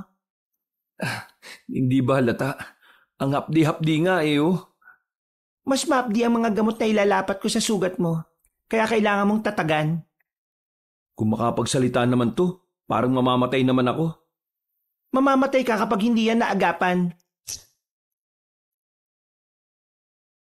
Hindi nagtagal ay nilagyan na rin ni Sarah ng kung ano-anong langis ang sugat ng binata. Kagat-kagat niya ang tinuping damit habang napapasigaw sa sobrang sakit. Pakiramdam niya ay sinusunog ang kanyang balat. Mainit, sobrang kirot na parabang hinihiwalay ang kanyang kaluluwa sa kanyang pagkatao. Pero 5 minuto ang lumipas, unti-unti na ring nawala ang kirot. Umimpis na rin ang pamamaga. Gumaan na rin ang kanyang pakiramdam. Noong mga sandaling yon ay pawis na pawis siya. Hingal na hingal at malalim na paghinga na lamang ang nagawa. Triple ang dumi ng laway ng aswang kaysa sa laway ng isang hayop. Kaya karamihan sa mga nakakagat nila ay tiyakang kamatayan kung ito ay may impeksyon. Mabuti na lamang ay naagapan. Maraming salamat, Sarah. Mabuti ka naman palang tao eh. Ginawa ko lang ang nararapat. Bilang kasapi na rin kayo ng puwersa laban sa mga aswang. Obligasyon ko ang kaligtasan nyo. Ibig ba nitong sabihin may pakialam na kayo sa amin? Ganun na nga. Tanong ko lang naman to ha, pero bahala ka kung sasagutin mo. Bakit ba puro babae lang kayo rito? Dahil ba galit kayo sa mga lalaki? Ang dahilan kung bakit puro kababaihan lamang ang narito ay dahil namatay na ang lahat ng kalalakihan. Ha? Paano namatay? Lahat ng kababaihan na iwan dito ay may mga asawa at ama, kapatid na lalaki. 5 taon na ang nakalilipas. Nagkaroon ng isang malawakang pag-atake ang mga mandirigma para tugisin ang mga aswang. Lahat ng lalaki ay sumama. Ngunit sa kasamaang palad, wala ni isa sa kanila ang nakabalik. Kaya naman, lahat ng kababaihan na naiwan sa aming baryo ay nagkaroon ng pagkakaisa. Nagsanay kaming lahat upang balang araw ay magapi namin ang mga salot na nilalang. Akala ko naman kasi ayaw nyo sa mga lalaki kaya puro lang kayo kababaihan. Nasabi mo ipapagamot mo ang iyong ina. Totoo bang sinasabi mong yon? Oo, totoo yun. Hanggang ngayon ba, hindi ka pa rin naniniwala sa akin? Nais ko lang naman makasiguro dahil hindi ka mukhang katiwa-tiwala. Oo na. Hindi na ako katiwa-tiwala. Basta, sinasabi ko lang sa'yo, totoo ang sinasabi ko. Gusto kong magamot na ang nanay ko. Siya na lang ang meron ako sa mundong ito. Kapag nawala pa siya, wala nang saysay ang buhay kong ito. Tutupad ako sa usapan, ngunit kailangan na muna nating gapiin ng mga aswang. Kailangan maipanalo natin ang laban. Sapagkat kung hindi, maaring maghari ang mga aswang sa mga baryo. Maghahari ang hari ng mga aswang na si Zaldi. Zaldi? Yun ang pangalan ng hari ng mga aswang? Oo. Siya ang pinuno ng mga aswang na siyang pumaslang sa mga kalalakihan dito sa aming baryo. Malakas bang isang yan? Hindi ko alam, pero malakas ang aking hinala na mahihirapan tayo sa kanya. Bumuntong hininga na lamang ang babaeng si Sarah. Sa puntong ito ay napansin na ni Arjo ang kakaibang ganda ng dalaga. Para sa kanya, bibihira lang ang ganda na parang natural lamang. Walang kahit na anong kolorete. Matapos ang kanilang pag-uusap ay lumabas na rin si Sarah. Sinubukan namang tumayo ni Arjo. Masakit-sakit pa rin naman ang kanyang sugat, pero mas magaan na ang kanyang pakiramdam kumpara nung una. Oh, anong ginawa niya sa'yo, pare? May nangyari ba sa inyo? Ha? Ano bang pinagtatatanong nyo? Buwang na ba kayo? Walang nangyari, no? Ginamot niya lang ako. Ngayon, maayos na pakiramdam ko. Buti naman at ayos ka na. Akala ko mamamatay ka na eh. Sayang. Anong sayang? Gusto mong mamatay ako? Sayang kasi walang nangyari. Maya-maya pa, naganda na rin sila sa kanilang pagtulog. Kakahiga lang ng dalawa ay humihilik na kaagad ng mga yon. Pero si Arjo, hindi niya magawang makatulog. Iniisip pa rin niya si Aling Sylvia. Ngayong malayo siya sa ina, labi siyang nag-aalala para sa kalusugan nito. Iniisip niya palang na dumadaing sa sobrang sakit ang kanyang ina habang nag-iisa, hindi na niya maiwasang hindi malungkot. Kinabukasan ng umaga, maaga silang umalis ng baryo ng mga kababaihan. Maglalakbay na sila para hanapin ang baryo ng mga aswang. Kahit na hindi pa lubusang naghihilom ang sugat ni Arjo, hindi siya nagdadalawang isip na sumama sa lakad na yon. Mga dakong 9:00 na ng umaga, tumigil sila sa paglalakad. Pababa na kasi sila ng bundok ng Bolboles nung mga sandaling yon. At mula sa kanilang kinalalagyan, meron silang natatanaw na isang baryo. Sarah, sigurado ko na yun ang hinahanap natin. Oo nga, yun na yung baryo ng mga aswang. Naku, mag-uumpisa na ang patayan. Mga kasama ko, ihandaan niyo na ang inyong mga sarili. Tayo ay mapapalaban ngayong umaga. Madali na lang natin sila mapapatay. Maliwanag naman eh. Huwag tayo magiging kampante dahil mas madali nila tayong makikita sa ganitong oras. Napalunok na lamang ng laway si Arjo. Bumukas sa kanyang mukha ang takot na nararamdaman. Kahit na kasi meron na siyang daladalang lakas ng loob, hindi pa rin naman niya may kakaila na nababahala siya para sa kanilang kaligtasan. Ilang minuto lang ang nagdaan, nakalapit na sila sa baryo ng mga aswang. Pero nagtataka sila kung bakit parang tahimik sa lugar na yon. Sumenya si Sarah. Binunot na ng mga babae ang kanilang mga mahabang sandata. Pre, mukhang nakalis na yata sila rito eh. Sarah, hindi kami nagkakamali. Dito nga yung baryo ng mga aswang. Naniniwala ako. Nararamdaman ko. Naiwan pa ang mga amoy nila rito. Mga kasama, pasukin natin ang loob.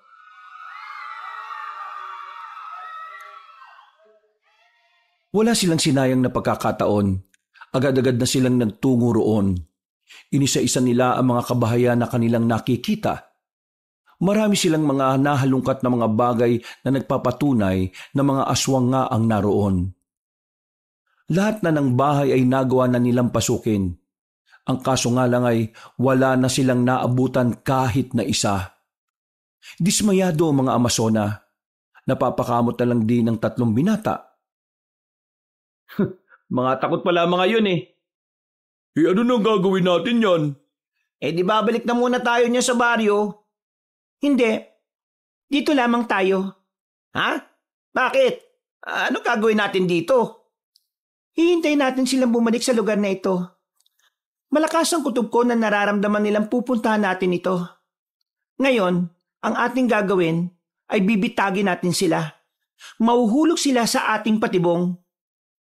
Huwag mong sabihin na buong maghapon tayo narito.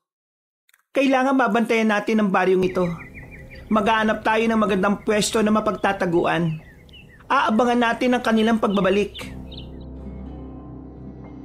Kahit na hindi sang-ayon si Arjo sa ideyang yon, ay hindi na rin siya kumontra. Sinubukan na lang niyang pagkatiwalaan ang mga naiisip ng babaeng si Sarah. Lumabas sila ulit ng baryo. Pinalibutan nila ang lugar na yon habang nakatago sa likuran ng nagtataasang puno. Baka gabi pa magbalikan yung mga aswang na yun. Makakatulog pa ako. Gisingin nyo na lang ako kapag nandyan na sila. Bahala ka sa buhay mo. Patutulog din ako, no? Wag! Ha? Anong wag? Samahan niyo ako. Oh, saan na naman tayo pupunta? Maglalakad-lakad lang. Maglilibot. Baka makita natin ang mga aswang na malapit lang dito. Ano kung makita natin? Tayo unang mamamatay? Bahala kayo dyan. Iidlip na lang muna ako.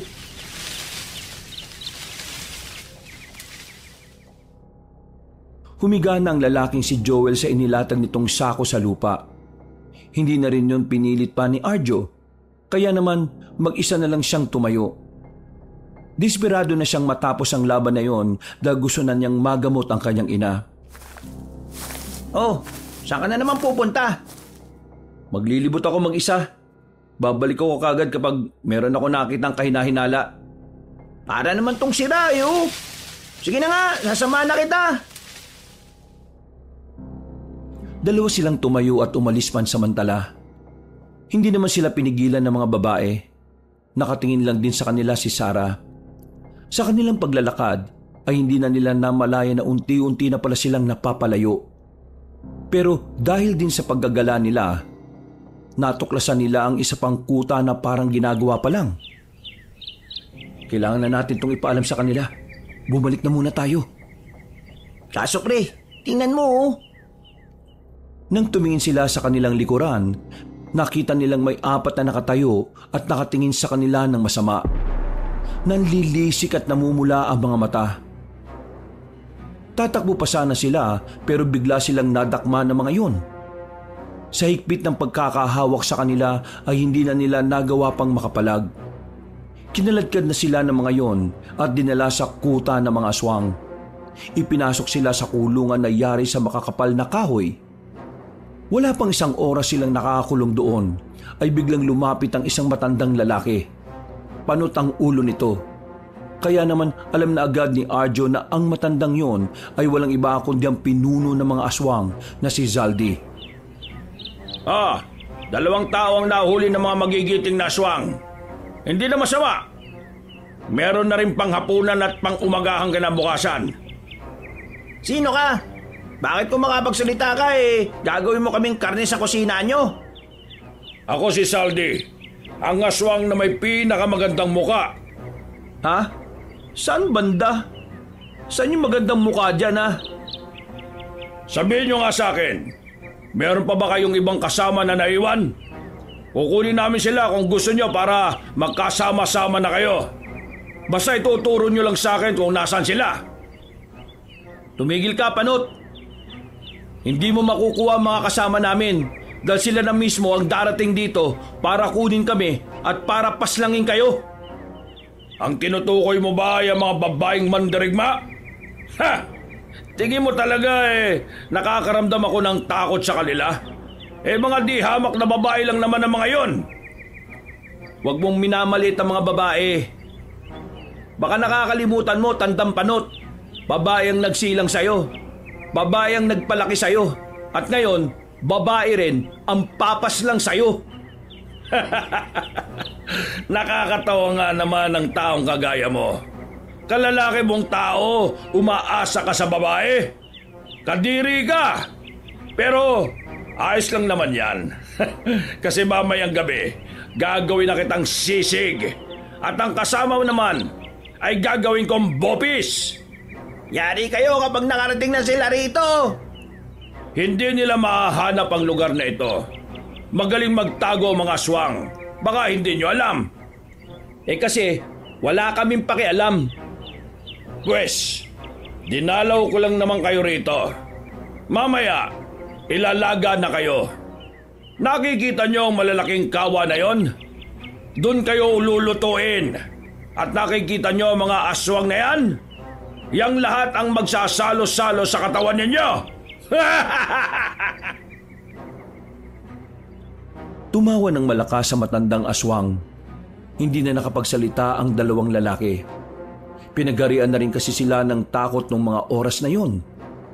Iniwan sila ng matandang aswang. Nagsimula na silang mabahala dahil alam nilang hindi malabong gawin nga silang ulam ng mga aswang. Lumipas pa ang ilang oras, mas lalong nadagdagan ang pangamba ng dalawang lalaki. Kahit tangkay nilang tumakas, wala rin naman silang malalabasan. Masyado matibay ang kandadong nakalagay sa pintuan ng kulungan. Bukod pa rito, meron ding dalawang aswang na nakabantay. Hindi nagtagal, sumapit na nga ang kinagabihan.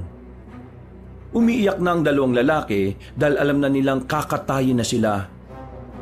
Mas lalo pa silang naiyak nang nilabas na sila sa loob ng kulungan. Kinaladkad sila papunta sa katayan. Akmang ilalagay na sana sila sa mahabang tantara ng karne nang biglang dumating ang mga mandirigmang babae. Nawindang ang mga aswang. Nabuhayan naman ng loob si Arjo at Jinggoy. Buong akala kasi nila ay makakaharap na nila si San Pedro. Buti naman dumating na kayo. Akala namin, Buti na lang nahuli kayo. Hindi sana namin ito matatagpuan. Mga kasama, simulan na natin ang paniningil sa mga aswang na ito.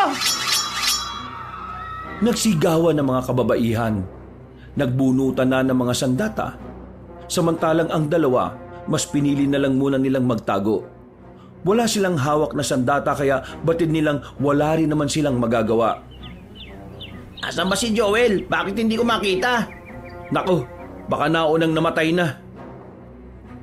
Makalipas lang ang ilang minuto, napansin ng dalawang lalaki na kumukonti na ang mga aswang. Kakaiba ang husay ng mga kababaihan. Nang makita nilang kaharap na ni Sarah ang matandang si Zaldi, lumapit pa sila roon para mas mapanood ng malapitan.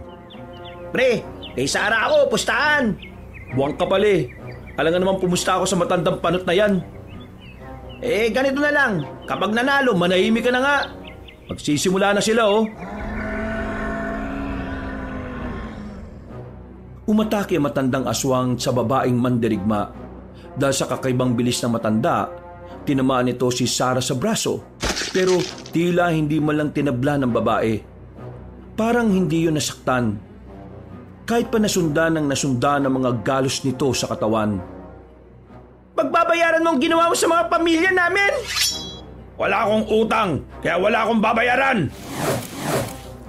Sabay na lumusob ang dalawa. Paghagupit ni Sarah ng kanyang espada ay tinamaan agad nito ang matandang aswang sa mukha. Napatras ito. Pero hindi pa rin ito nagpatinag. Dali-dali itong lumapit sa dalaga at muling umatake. Pero sa kasamaang palad, alam na ni Sarah ang kilos ng pinunong aswang. Kaya muling tinamaan ni Sarah ang matanda na naging dahilan para yun mapahiga. Akmang papaslangin na ni Sarah si Saldi nang biglang, Hindi ko sila pinaslang! Nakakulong lang silang lahat! Maniwala ka! Buhay pa silang lahat! Anong sinabi mo? Hindi namin pinaslang o kinain ng mga kalalakihan na lumusob sa amin. Kinulong lang namin sila. Ginamit namin sila sa pagpaparami naming mga aswang. Inalakan lang nila ang mga babaeng aswang para dumami kami. Hanggang ngayon ay buhay pa sila. Hindi pa sila patay! Hindi totoong napaslang ko sila dahil hindi totoong malakas ako! Ituro mo sa akin kung nasaan ang sinasabi mo. Dahil baka paslangin kita. Oo, sige. Ituturo ko na. Sa baryo namin, merong ilalim doon. Isang lugar na nasa ilalim ng lupa. Doon sila nakakulong. Puntahan nyo para maniwala kayo. Ah! Hindi na pinagsalita pa ni Sarah ang matandang aswang. Pinaslang na rin niya ito ng walang pag-aalinlangan. Napanganga na lamang si Jinggoy at Arjo. Matapos nilang maubos sa mga aswang na yon, ay agad na rin nilang binalikan ang baryo ng mga nilalang. Nakita nila ang lagusan papunta sa ilalim ng lupa at doon ay natuklasan nilang naroon pa ang kanilang mga kapamilya. Mahaba na ang buhok ng mga kalalakihan at payat na rin. Ang mga babaeng maangas, matatapang at matatatag ay narinig nilang umiiyak nang makita ang mga kapamilya. Napapangiti na lamang si Arjo at Jinggoy. Visit ka. Huwag mo nga akong iyakan. Ngayon natalo na ang mga aswang at nakita na nila ang pamilya nila. Magagamot na rin ang nanay mo. Oo, kaya makakabalik na rin tayo. Teka, nasaan pala si Joel? Speaking of the demonyo, ayan na oh. Uy, anong nangyari? Bakit naman hindi niyo ako ginising? Natalo na namin ng mga aswang. Hoy, wala tayong inambag nanood lang tayo. Natigil lang ang kanilang usapan nang lumapit na sa kanila si Sarah. Maraming salamat sa pagsama niyo sa laban na ito. Kagaya ng naipangako ko, sa oras na matalo natin ng mga aswang, gagamutin ko ang iyong ina. Maraming salamat. Ikaw na lang kasi talaga ang pag-asa ko eh. Napangiti na lamang si Arjo. Kinabukasan nga rin, kaagad na rin silang naglakbay pabalik sa kanilang baryo. Hapon na silang nakarating. Inabutan nila si Mang Ping na siyang nag-aasikaso sa matandang babae na si Sylvia. Dahil sa taglay na kausayan ni Sarah sa panggagamot, 2 araw lang ang nakalipas ay gumaling na rin kagad si Aling Sylvia. Nalaman nilang meron lang palang maliit na bukol sa tagiliran na matanda. Nagad din namang umimpis matapos nitong makainom ng gamot. Samantala, nagkabati na rin ang mag-ina. Pinatawad na siya ng kanyang nanay Sylvia. Si Arjo naman ay nangakong iiwan na ang pagnanakaw na ginagawa nila. Ganon din naman ang 2 lalaki na si Joel at Jinggoy. Si Sarah naman, napadalas na rin ang pagdalaw sa kanilang baryo dahil sa dami ng taong nakakasakit. Kaya kalaunan, tuluyan ang kinilala ng mga residente ang mga mandirigmang babae sa kanilang probinsya. Si Mang Ping naman, sa hindi inaasahang pagkakataon, ay nakagusto kay Aling Sylvia. Ganon din naman ang matandang babae. Nagkahulugan ng loob ang 2 sa ilang araw na magkasama sila sa iisang bahay. Naging mapayapa at tahimik na ang buhay ni Arjo mula noon. Napapangiti na lang siya kapag naaalala ang mga karanasan sa kamay ng mga aswang. Pero para sa kanya,